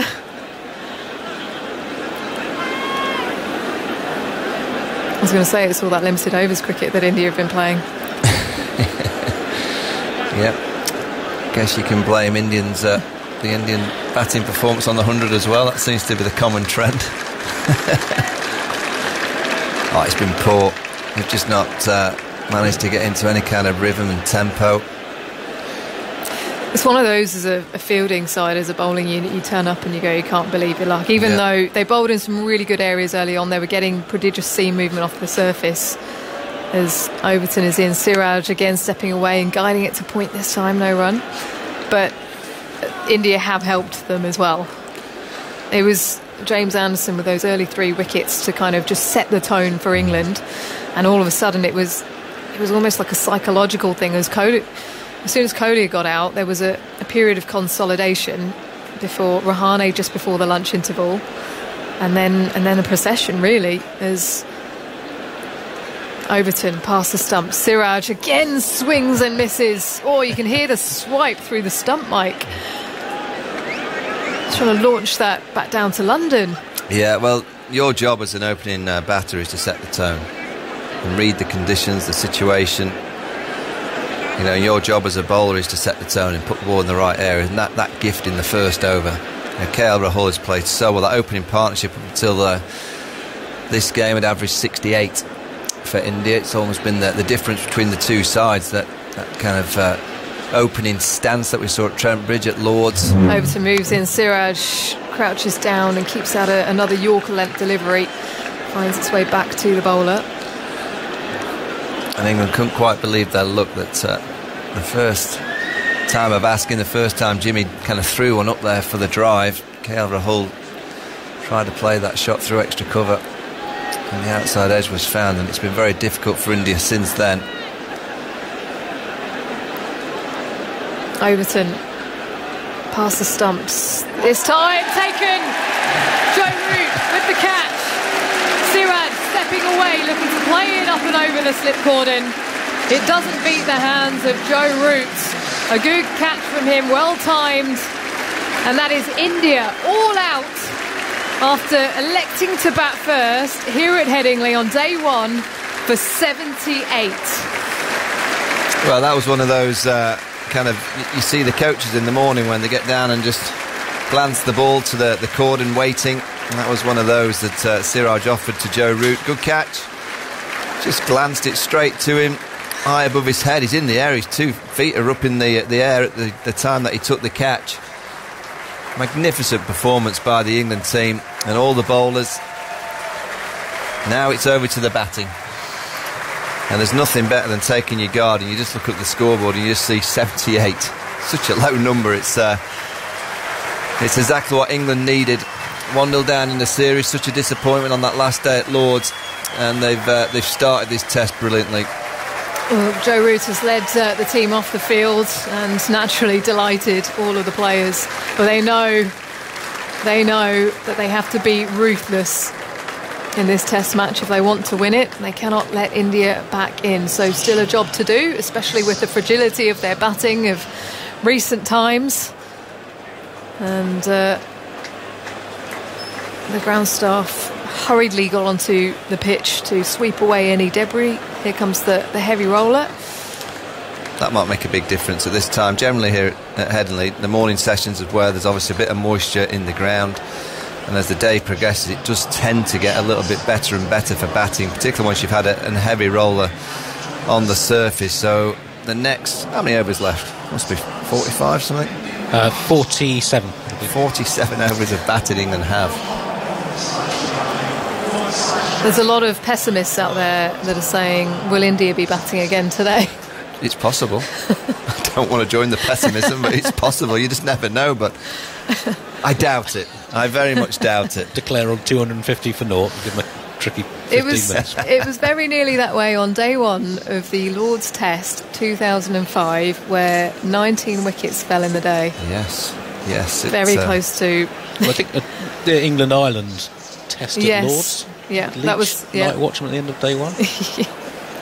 India's 78 is their third lowest total against England, the lowest since they were skittled for 42 at Lord's in 1974. It's the lowest score by a team winning the toss and batting in tests since New Zealand were bowled out for 45 in 2013. And in England, it's the second lowest by a team winning the toss and batting first in the last 63 years. Pakistan bowled out for 72 at Edgbaston in August 2010, is the only one lower since 1958. Incredible. You know you're confident when you start looking at your golf app to see if there's any medal times for Saturday available. Well, I wouldn't look at it just yet, Michael. You never know. So if you're just tuning in and you're wondering what on earth has happened here on day one at Headingley, India won the toss. That was a surprise in itself. The first time in 9 test matches here in England that Virat Kohli has won the toss. He decided to bat first. It was a little bit overcast, but not massively gloomy, as Rohit Sharma and KL Rahul walked out into the middle, feeling confident probably after the first 2 test matches. They've been able to hang out there in tricky conditions, especially at Lord's when it was really gloomy. And then first wicket to fall was KL Rahul, 5th ball of the innings. James Anderson with one just outside the off stump. He had a little feel for it, KL Rahul. Went through to Jos Buttler for a duck. Then it was Pujara next to fall, and the score was on 4. Caught Buttler, bowled Anderson again. Then the big one, Virat Kohli. An in-shaping delivery that just left him ever so slightly. Probably didn't need to play at it. He was looking to play quite straight, caught the outside edge. Again, caught Buttler, bowled Anderson, and there was a real emotion from James Anderson as he got that wicket as well. Then the 4th one to fall just before the lunch interval, Ajinkya Rahane, who had hung around for a little bit, 18 runs from his 54 deliveries, caught Buttler, bowled Robinson, his first wicket of the day. And then after that, Rishabh Pant goes early in the 30th over, caught Buttler, bowled Robinson, just one angled across him. And from then on, it really was a procession. Rohit Sharma for 19 from 105 balls faced, caught Robinson, bowled Overton. Mohammad Shami Court Burns bowled Overton 2-2. He was on a hat-trick, but it wasn't able to pick up the hat-trick coming back in for this Test match. Then Jadeja and Bumrah fell 2-2 as well for Sam Curran before the final wicket of Mohammad Siraj for just 3, caught in a slip cordon by Joe Root, looking to guide it over the slip. So 78 all out. James Anderson, just the one spell that he bowled, 3 for 6 from his 8 overs to just set the tone for England. Ollie Robinson, 2 for 16 from his 10, 2 for 27 for Sam Curran from his 10 overs. Moeen Ali bowled a couple of overs quite early, actually, 0 for 4 from his 2. And Craig Overton, 3 for 14 from 10.4 overs. So that's how things stand, and we look forwards to Hasib Hamid opening the batting alongside Rory Burns. How do you think they're going to be setting up? What's the mindset going to be, Michael? Well, you've just got to go through your processes and understand what your game is and what you're trying to achieve. I'm sure that both players will be realising the different angles that the Indian bowlers create, and you've just got to have a very simple game plan. It will move. There's not going to be a pitch that's completely flat and coming straight onto the bat. You'll have to be very watchful. I'm just looking down at Virat here with his bowlers, and you kind of look thinking the only way they get back in the game is by getting a lot of early wickets. But you see it so often that teams go out chasing it and end up going around the park a bit. So it'd be interesting from an Indian perspective to see if they can be disciplined and bowl with patience. And let's just see if this top 3 can give England a start. One thing's for sure is we can't see Joe Root walking out there inside the first 5 overs, 20 for 2, which has been a consistent trend for quite a while now.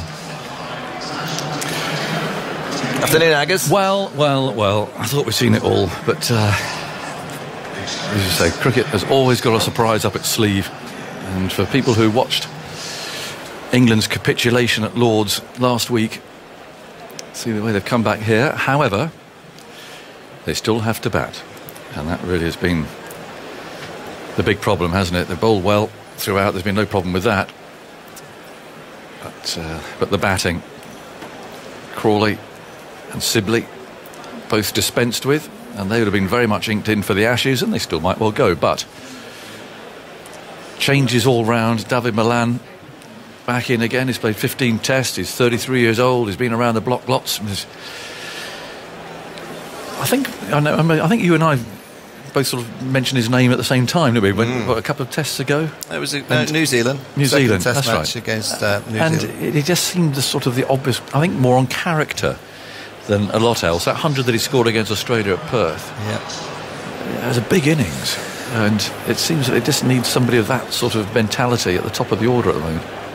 Well, one thing's for sure with David Malan, he's very much a driven personality that, he likes his runs. He likes to just prepare for his runs. And that's exactly what you need in your number 3, someone that's willing to, be a bit selfish, selfish in preparation. I have no qualms whatsoever of any player that wants to hit lots and lots of balls in practice. Why wouldn't want to do that? So he's got a great chance. He goes and plays well for the remaining 3 tests. He'll be on that plane to Australia. You'd back him to do so. He plays quick bowling nicely. Yeah. He generally has had a good record against quick bowling. There's that in-between length that he struggles with, or did struggle with towards the end of his last stint in Test match cricket. But it'd be nice taking guard, knowing that the opposition have only managed to muscle up just over 70. It's a lot harder taking guard if you're looking up at 350 to start with. Well, there's only one partnership that the England team require to have a lead, really. Just looking at the wickets falling on my screen in front of me here, I mean, India certainly contributed to their own downfall here today. It was poor, I guess. I just looking at the Rohit Sharma dismissal again. As an old bowler, you think, why didn't someone do that to me? Yeah. Just cloth a short of length ball to mid-on like that. But we're in an era where you're almost accepting that a team will be getting bowled out if it does a bit. That only did a little bit. Yeah. Some of those strokes were... And the problem is they played shots and got out, and then they tried to play defensively, and then were timid when they tried to play the stroke, and then they were out. So they got caught in 2 minds, India. Well, we'll see how they respond now with the ball, because they've got a bit to do. Rory Burns is going to face the first over. Looks if Ishant Sharma is going to bowl down the slope. So he'll try and move that ball away from Burns. He'll look for that little bit of seam movement that England found. The ball from round the wicket, there's 3 slips and a gully. Backward point, mid-off, mid-on. Got some info for you. And fine leg, okay. The average length of wicket balls today is coming from Freddie Wild at 6.38 metres. That's a good length. Is it? 6.38 metres. Well, I think we could see that with our own eyes in a way. I mean, but it's true, and they just bowled beautifully, didn't they? Yeah. Very little to hit. Very little in the way of leg side scoring too today. Ishant Sharma to take the new ball. Yeah, I'm a bit surprised by that. I had to do a double take myself, but it is Ishant Sharma, and he's going to bowl to Burns. In he goes. The first ball of India's reply is turned away into the leg side. Down to fine leg it goes, and Burns is off the mark first ball. And what India must be really careful about not doing here is searching for wickets, because they are under pressure. I'm amazed by that, Aggers. You've got, his ball's a no ball. It's a no ball as well. You've got Jasprit Bumrah, who's had Rory Burns out twice in the series in the first over. First over in the second innings at Lord's, first over of the series at Trent Bridge. Very true. And now he's facing Ishant Sharma. And now the ball's been thrown over his head. He's going to go and chase it back to the boundary. That rather sums up India's day. In throwing the ball to the bowler, whoever it was that threw it has chucked it over his head and into the edge, and literally into the boundary edging. Jasprit, he's not happy. He's just said, I'm going to throw it over your head. So the bowler's got to go all the way back and go and pick it up. Yeah, they're not quite on it today. No that's short sure. leg. Yeah, you're right. They just don't look right. No. So Hamid's going to face his first ball. There are 3 slips. Short mid-wicket. Sharma kicks up his heels, moves in, bowls, and Hamid allows that to go by outside the off stump. And we'll see a lot of that from Hamid, I think. A lot of not playing as much as he possibly can, as letting it all go. It's another no ball. This is very odd, isn't it, from India? They've had a day where they've pretty much played with no discipline whatsoever, with the bat in hand, and now 2 balls into the England innings, they've bowled 2 no balls. Scruffy. Yeah. I'll describe them today. 3 for no wicket, and we haven't had a legitimate ball yet. Sharma again goes loping in, bowls wide outside the off stump, and Hamid ignores it. Crowd shouting no ball, of course, and umpire Wharf is going up for a bit of a look there at the popping crease. That's the line the bowler must have some part behind on his front foot. If he lands actually on the line, that's a no ball. Hamid, long-haired these days, collar turned up, meticulously wraps his bottom hand around the bat handle, then the top hand follows. Quite a closed stance, and he's waiting for Sharma. Past the umpire he goes, and he bowls way outside the off stump, but it's called a wide. Horrible first over, and it's the last thing that India want.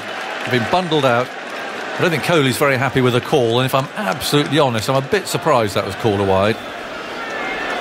I mean, it was a one-day wide for sure. Test matches, well, it went to Virat Kohli's left at first slip.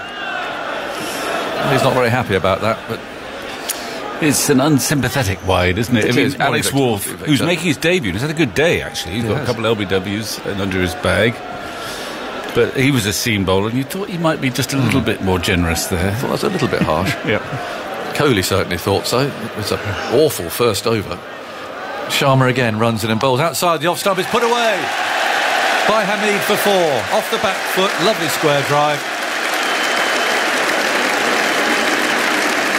And having bowled India out for 78, England are 8 for no wicket from 2 balls.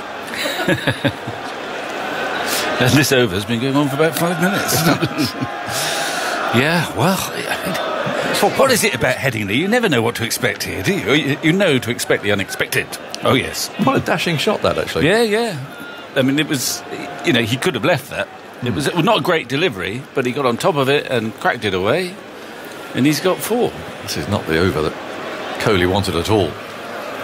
Sharma again runs in and bowls outside the off stump. Hamid lets it go by.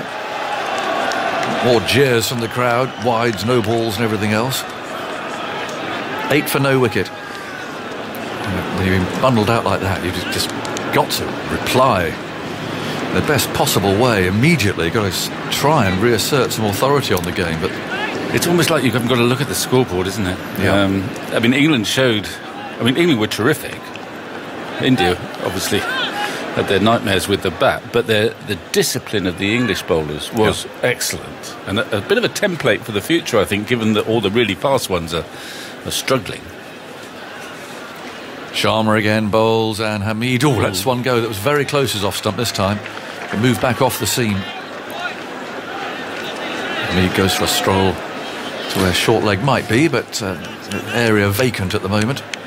I mean, I'm thinking of... I was inevitably thinking of Overton a bit, and I thought, well, even when there was 60 odd for 5 and he'd bowled about 7 overs for 7 runs or something like that, I thought he's doing really well, but he hasn't got anything to show for it. And then suddenly, boom, boom, boom, boom, he's got 3 wickets. But he deserves something, because that partnership, Robinson and Overton, was terrific, because there was nowhere for India to go. There was no run-scoring opportunity.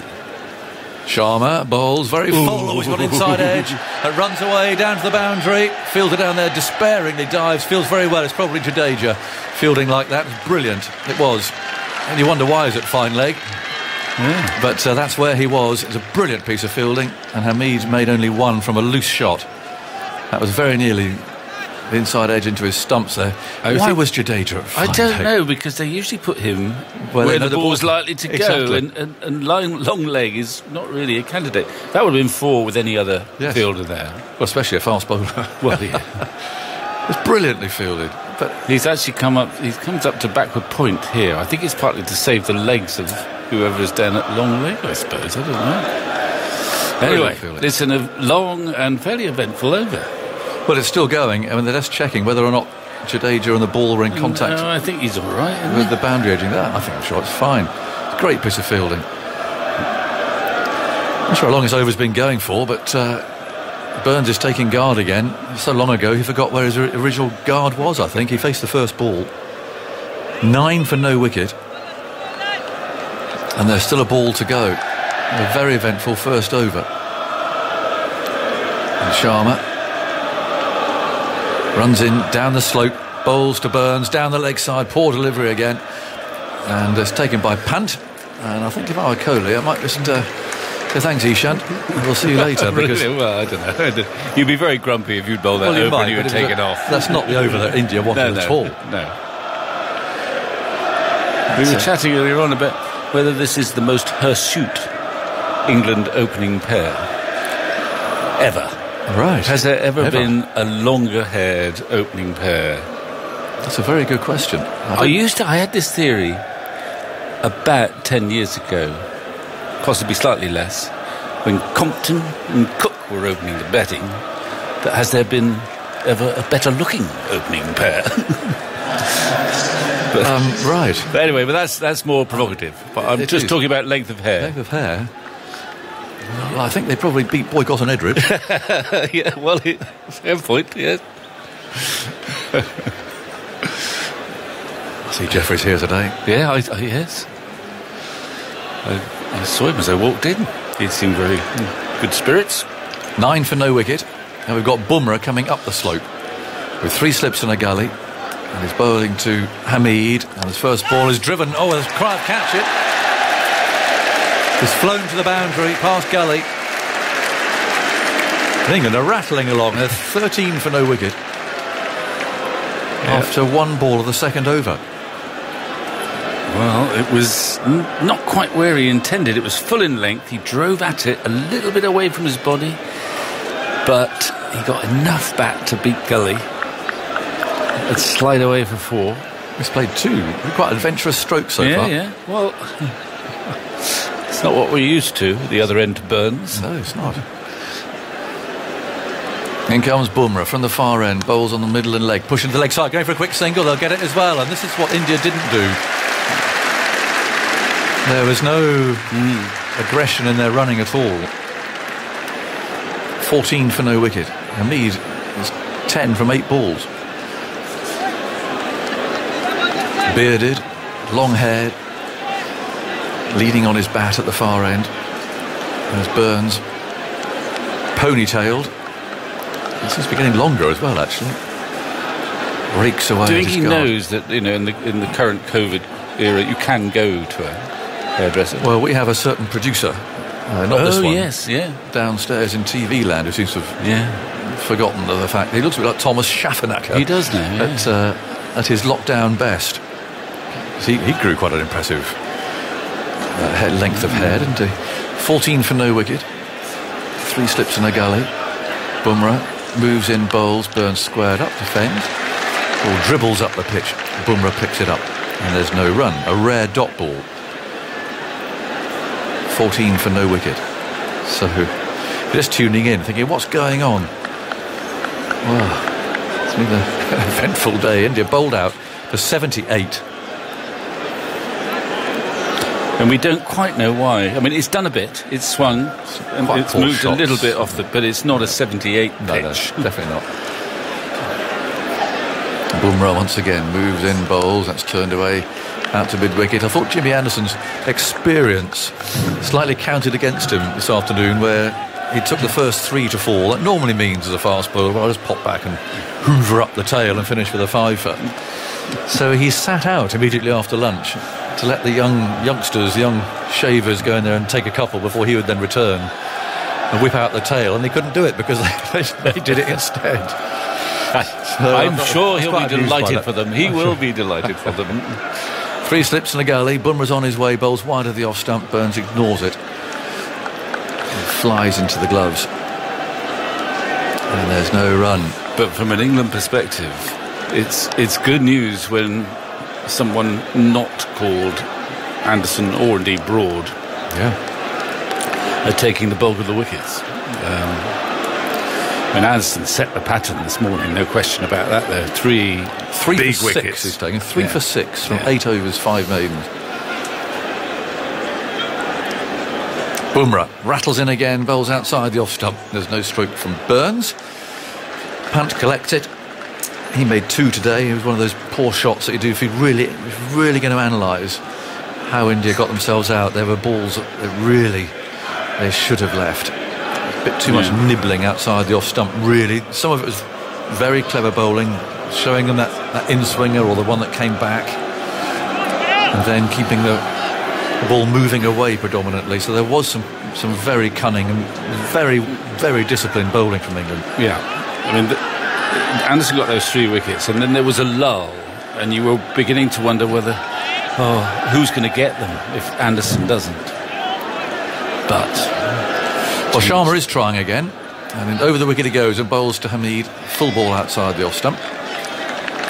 But Robinson and Overton, I mean, they're very similar in method and quite similar in build and pace and everything. But all they did essentially in that spell straight after lunch was to bowl dry, wasn't it? Yeah. Down that corridor, no frills really, and it was very hard to get a run off. And then the mistakes came along. Yeah. Very impressive though. I mean, it's interesting whether the selectors mustn't think too far ahead, but you think Australia, it might have to be plan B. Sharma over the wicket bowls, and again a good lead from Hamid. Sharma's inclination is just move the ball back into him. Lifts the bat, through it goes. Punt is vociferous behind the stumps. It's 14 for no wicket. And loud over there on the west stand. I think it's the nuns. It's an everyday fancy dress day in the West Stand nowadays. Yes. This is quite a turnout today. 14 for no wicket. So England are 64 behind. And Sharma runs up and bowls, and Hamid, what's a carbon copy really of the ball before, just outside the off stump, straightening. Hamid takes the bat out of the way. That spell that Robinson and Overton bowled after lunch, before Curran came on, there was 9.1 overs between them, and just 7 runs conceded, 1 wicket of Pant.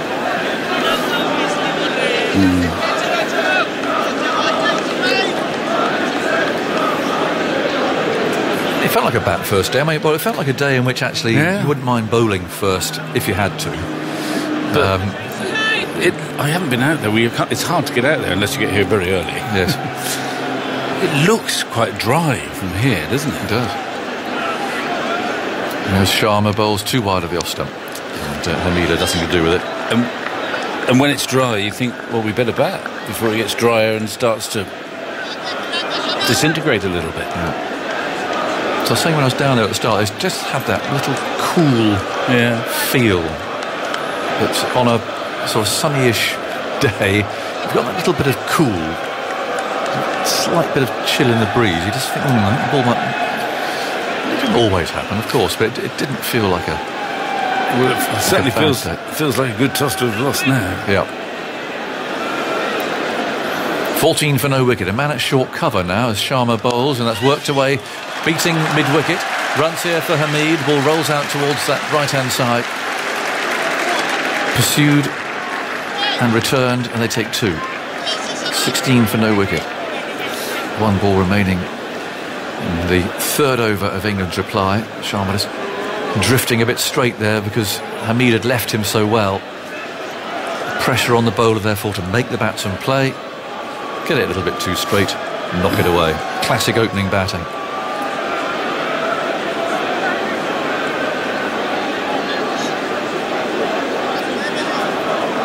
So an extra man goes into the leg side to encourage Sharma to bowl straight. That being picked off.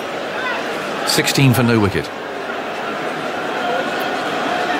Sharma with long strides, kicks up his heels, moves in, bowls an inviting ball outside the off stump that Hameed ignores, and it's taken by wicketkeeper Rishabh Pant. All the wickets, and there's loads of them today, of course, you'll find on the BBC Sport website. Mustn't forget today at the Test match, that's the highlights on BBC 2 from 7 o'clock. Have you got a lot of wickets on the telly? I'll be honest with you, it's one of my better returns today. I think I might have got 5 for today. I need to go and check. Unlike poor old Jimmy. I think I might have got 5 for very few. But I'm not exactly sure, but I seem to have a bit of a golden patch. Okay. What's the... I mean, I'm sure there is no stock phrase, but it's sort of just a got him. Well, if you've got him. That's got to be close. The usual sort of ones. No, good. Bumrah's on his way from the far end, moves in, bowls to Burns. Doesn't play a shot of that outside the off stump. There may very well be a sort of Agnew bingo coming up soon. I'm so hoping not. So hoping not. It's easy to get trapped though by certain phrases because things happen so instantly. Your brain just goes boom, and then you say it. And yes, you need someone loyal to be listening to say, do you know, by the way? You keep saying that all the time. 16 for no wicket. Bumrah again under cloudy skies now. Bowls are tickled away fine by Burns. Sharma will throw that back. Take 1 more. 17 for no wicket. Burns goes to 2. What's England's Andy? What's England's best opening partnership of the series so far? I'm sure it's on this piece of paper, or probably that you magically produce. Because I feel we might be getting quite close at this rate. He's on it. 17 for no wicket. Bumrah shuffles in and now bowls, and that's worked away nicely by Hameed, again just dragging him straight. Jadeja once again down at fine leg.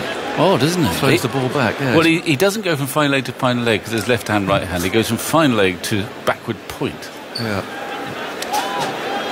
England's opening stands in this series began the series 0 in 5 balls when Burns was out. In the second innings, Burns and Sibley added 37. That sounds like the best. That's the favourite to be the best, isn't it? Burns squats, now waits as Bumrah fires that wide of his off stump and plays no stroke. And at Lord's, 23 and 1. Okay, so I'm being a bit premature. One thing I haven't got jotted down, and it is where that Indian total of 78 stands in their all-time low scores against England. It must be up there. I fancy Fred Truman could tell you one score. Oh, yes. Right. Are they 0 for 4? Or something like that. On this ground. Bumrah moves in, bowls, and Burns thinks about playing a let and then takes the bat out of the way. 18 for no wicket. Yes, Fred did his most hostile, wasn't he? I think it was. It was more. Well, certainly close to 0 for 4 anyway, Yeah. I think by the time Fred had finished telling the story, it was 0 for 4. It might have been 25 for 4. It's their third lowest against England, although that 0 for 4 game they did recover actually and pass 100. Oh, did they? Ah. Fred got tired, I expect. Indeed.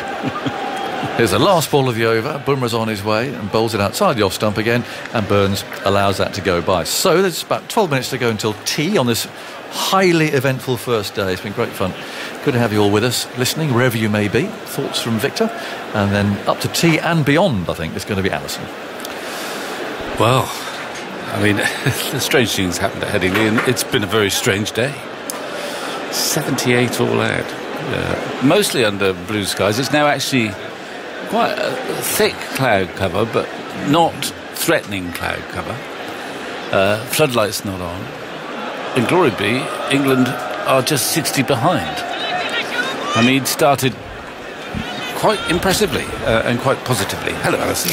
Hello, Victor. Here is Ishant bounding in. It's on off-stump Fullish drawing. Hamid forward defensively. He's looked pretty composed out in the middle, which is what England have needed after the mayhem, glorious mayhem with the ball. Just a matter now for the batters to keep things calm, steady, build a solid opening stand. Yeah, both sides actually probably benefit from not looking too hard at the scoreboard, really. I mean, England might think, well, we're in an unassailable position, which is always a dangerous thought, playing any sport. And the trap for India is they were in such dire straits as to go searching for wickets and trying too much. As we've seen, as England showed, if you just keep discipline, it's hard out there. Ishant into Hamid, well wide outside the off stump, and he's happy to let it go through to the keeper. It's hard to do that when you've been bowled out for 78. You think you've got to do something fantastic to get back in the game, but often it doesn't work like that when you go searching for wickets and trying all sorts of variations or trying to bowl it quicker. And you must also think, I know there was so much movement for the England quicks. Why can't we find the same movement off the pitch and swing? And yeah, I mean, Anderson got it to swing just perfectly in that first spell. That's what set the tone. The tall figure of Ishant ups the stumps now, bowls on the off stump, and Hamid calls Burns through for a quick single, dropping it into the offside. Burns responds eagerly, and they're comfortably through as Jadeja came forward from point to field. So Hamid on to 14, and England 19 without loss and 59 behind. Now, James Anderson's opening spell, 3 for 6 off his 8 overs, and he wasn't required again after that. No, long odds on that being the case. But that's a great plus for England. It may not be. I mean, Jimmy might have been spying another fifer. You could hardly blame him for that. But he will also enjoy the fact that he wasn't required. And Joe Root will enjoy it even more. Burns on 2 from the 11 balls he's faced. Left-hander facing up to Ishant Sharma, coming around the wicket to him. There's one in on off stump, angling it in from around that wicket angle. Defended to the offside and no run. And we had the drama and excitement of 2 wickets in 2 balls twice. Yeah. Overton and then Curran. That's right. So 2 hat-trick balls. We've had sort of all the ingredients of a test match almost jammed into... 2 quite good hat-trick balls too. I mean, Overton got his straight and full to Sharma, who just about got down in time. And then there was, I think, didn't they review Curran's hat-trick ball? Yes. Very optimistically. There's almost a sense of, well, we've got 3 reviews. We're not going to need all 3, you wouldn't have thought, so let's just have a go.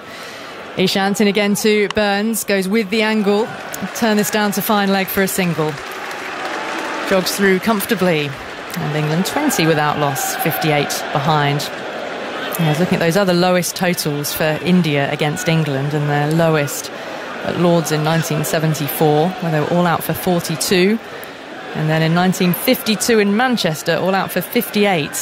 So the 78 slots in just behind that. 3rd lowest ever against England. India were favourites for this match, understandably, before the game began. After what happened at Lord's and just the feel of both sides, actually. And I've still got 58 runs to make up yet. Yeah. Ishant into Hameed. Drop and run again. Through for a single. This is a defensive push into the cover region. That'll annoy Sharma. He's done it twice. It's interesting watching Burns and Hameed because they obviously haven't opened the batting much together, if at all. And we've seen two lovely little dabs and runs, and for a bowler who's bowled a perfectly good ball that's just been defended, and you've yielded a couple runs, so it's another good sign. Very irksome for the bowler. Indeed. He is irked. Sharma is currently irked. Gone down to short fine leg. In fact, he's retreating deeper. He might be all the way down at fine leg. He's just having a word. I think I can't have those deliveries yielding a single, I think he's saying. Well, he might be saying. So 3 slips in the gully under overcast skies. Now we had sunshine intermittently during that morning session. And it's Bumrah from the Emerald Stand, the rugby end of the ground. And now to Hameed. He's on 15. Full ball again, very straight. And he's forward, defends. He's showing that tight sort of technique which earned him a test call-up in the first place. Well, Hameed's had a bit more red ball cricket than some. And, of course, he scored that 100 in a behind closed doors match. The warm-up game against India, which will have done him no harm whatsoever. Against these bowlers, essentially. Yep, absolutely. Take confidence from that. Forward into a test match. Bumrah in past the umpire. Oh, and he's left one alone, which skipped over the bails. He just must have jagged back a touch. Yeah, it's always close to leave, and he can make it go both ways, Bumrah. And how much did that miss the off stump by? Actually, it went over the off stump. It was the bounce. It was straight enough. It was a misjudgment, really. You can't really aim to... Unless you're playing in Perth or Johannesburg, you can't legitimately leave that Not line. leaving it to go over over off and middle. Bumrah into Hameed. That's outside the line of off stump, and that is a comfortable, well-judged leave by Hameed. Yep. I think he just he's taken a little breath now as he's stepped away from the crease towards square leg. It's where it becomes fascinating, isn't it? For Hameed, if he played the last test, didn't get any runs, but a significant score, and his career starts to take off again. Dawid Malan next in, the same sort of stuff applies for him. Oh, that's right. And again, the one innings that Malan has played in first-class cricket was a big 100 on this ground. Bumrah into Hameed, full once more and straight, defended, coming forward, covering that off stump. Real solidity time from Hameed. Score remains 21 without loss. But India were all out for 78 first innings. That's right, 78. Most incredible turnaround and fight back from England. It was, but it was done with very old-fashioned virtues of just absolutely giving nothing away and waiting for the mistake, really. And a little bit of movement, perhaps. Patience game, there's accuracy, very few loose balls. Bumrah in, so wide. But it's taken by punt moving across first slip. And Hameed isn't tempted into any sort of stroke. But what England could do with really is a steady opening partnership, couldn't they? And one which extends through a number of test matches. Yeah. Because that's been the issue first since Alistair Cook retired and then when Andrew Strauss retired. So what's the number 22 opening partnerships since Andrew Strauss retired? Bumrah is coming in. Short pigeon steps before he gets into his run-up and explodes at the crease outside the off-stump once more, left alone by Hameed to end the over. He's on 15, Burns on 3, and England are 57 behind, 21 without loss. Just to mention briefly some other commentary available today on the BBC, and that is the Charlotte Edwards Cup game, Southern Vipers against Central Sparks. That's now available for you to listen to on the BBC Sport website and app. And Georgia Adams is 66 not out.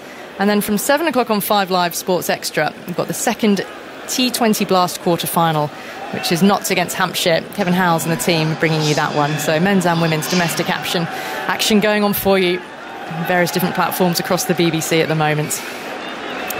Change of bowling, and Mohammad Shami is replacing Ishant Sharma, who was suitably irked enough to be taken out. He of the wasn't a attack by his happy captain. man, and he's been absolute reliability, or Mr. Reliability for India in recent times, Sharma, but he was out of sorts with no balls, wide, not quite on his game, and he's been banished. And Shami, bustling, all-action Shami. Never quite know what he'll do, but it's usually quite worth watching. Energetic. Yeah, whether he bats or bowls. We'll bring Andy in again in a moment. 3 slips on the gully. Shami into Burns, who's forward from around the wicket, defending. Ball drops into the onside and no run. It's the 22 different pairs of openers England have had since Andrew Strauss retired. There are a couple of slight anomalies in that. Butler and Stokes opened last year against West Indies and Manchester when England were going for quick runs. Moeen and Butler did so in 2015 as well, but still it's a lot of opening pairs. It's almost 10 years since then, well 9 years since then.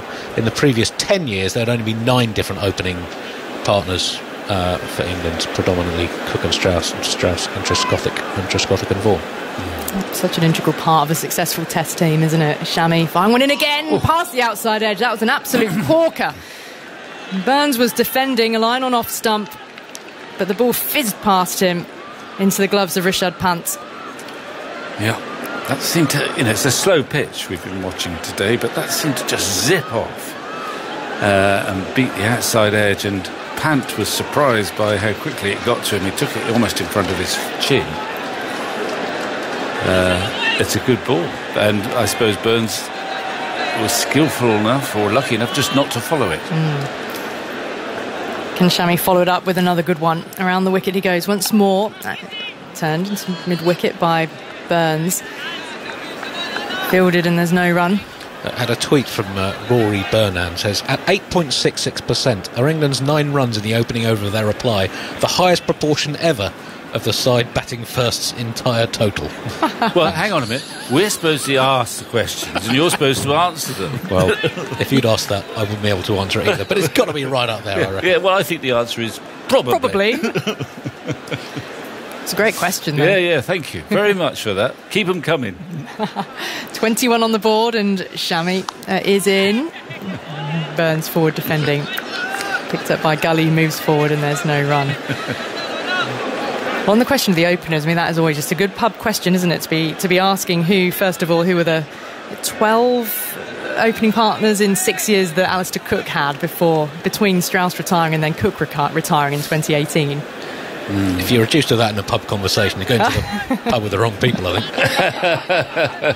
think. To correct the truth, it was 11.5%. Oh, right, well, absolutely correct that. In comes Shami. Yellow towel poking out the back of his trousers. Burns defending once more. The ball angled him from around the stumps. Dear listener, you can think of us tonight actually having a quiet jar and getting to about 7 or 8 and then scratching our head and staring at the ceiling. It's what we do. And then trying to think of Alistair Cook's 12 partners for the last 6 years that he was before he retired. Well, speaking of opening partnerships, there was a night watchman in amongst that, wasn't there? Was it Jack Leach? Leach, when he made 90 against Ireland. Against Ireland, yeah, that's right. Well, that counts. It's another opening partnership. Well, there you are. That's a very good answer, yeah. Here's a couple of answers, Jack Leach. Some good pub quiz questions. Full again from Shami, and Burns equal to it, coming forward, defends up to mid-on.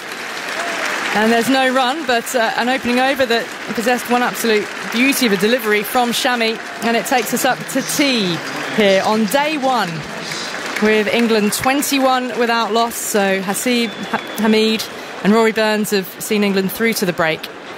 Burns on 3 and Hamid on 15.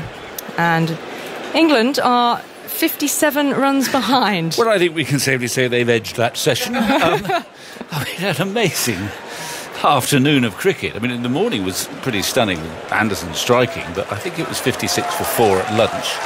And then not much happened for about 25 minutes after lunch, with Overton and Robinson given the ball, very similar in method and action, and they just gave nothing away.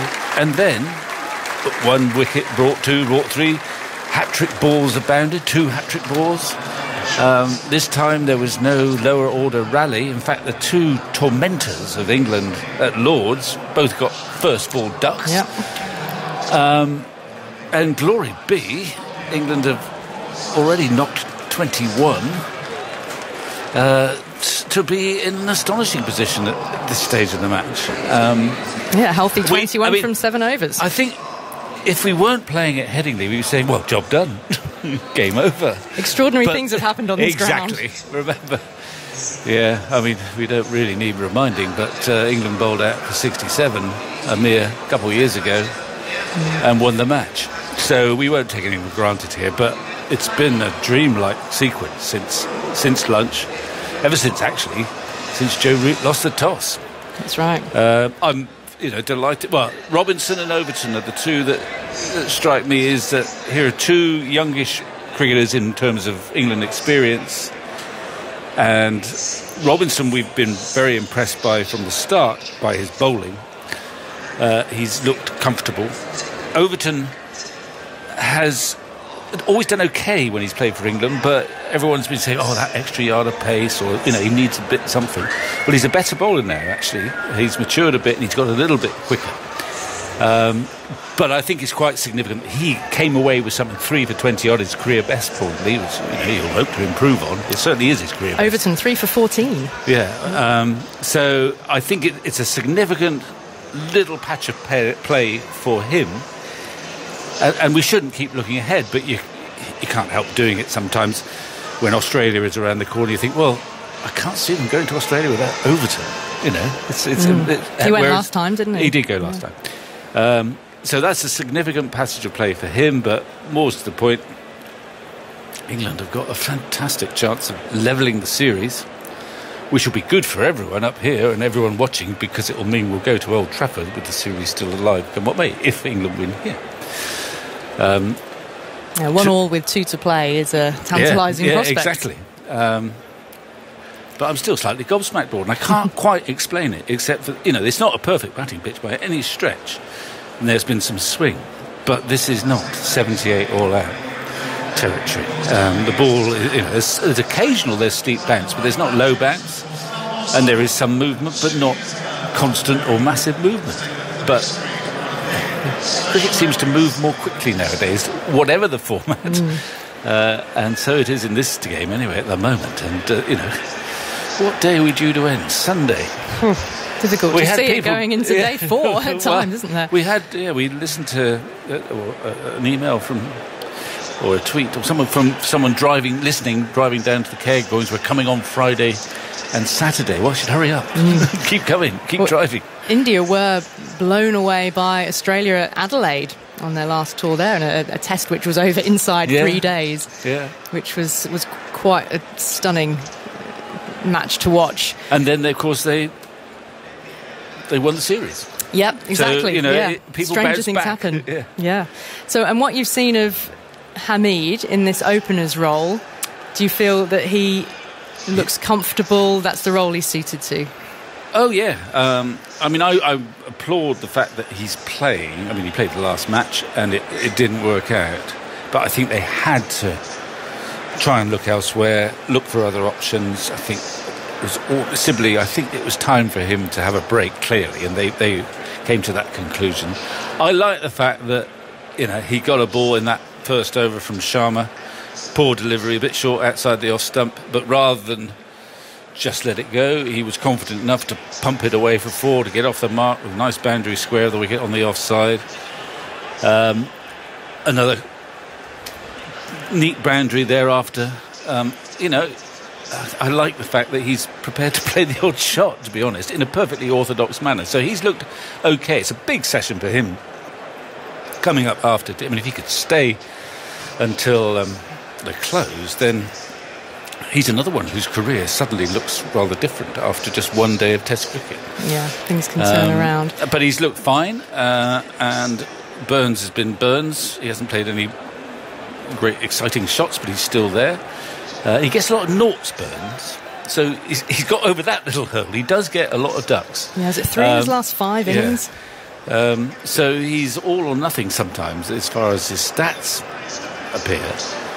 So, as I say, I'm still a bit shell-shocked, but England should be in such a powerful position after just 2 sessions.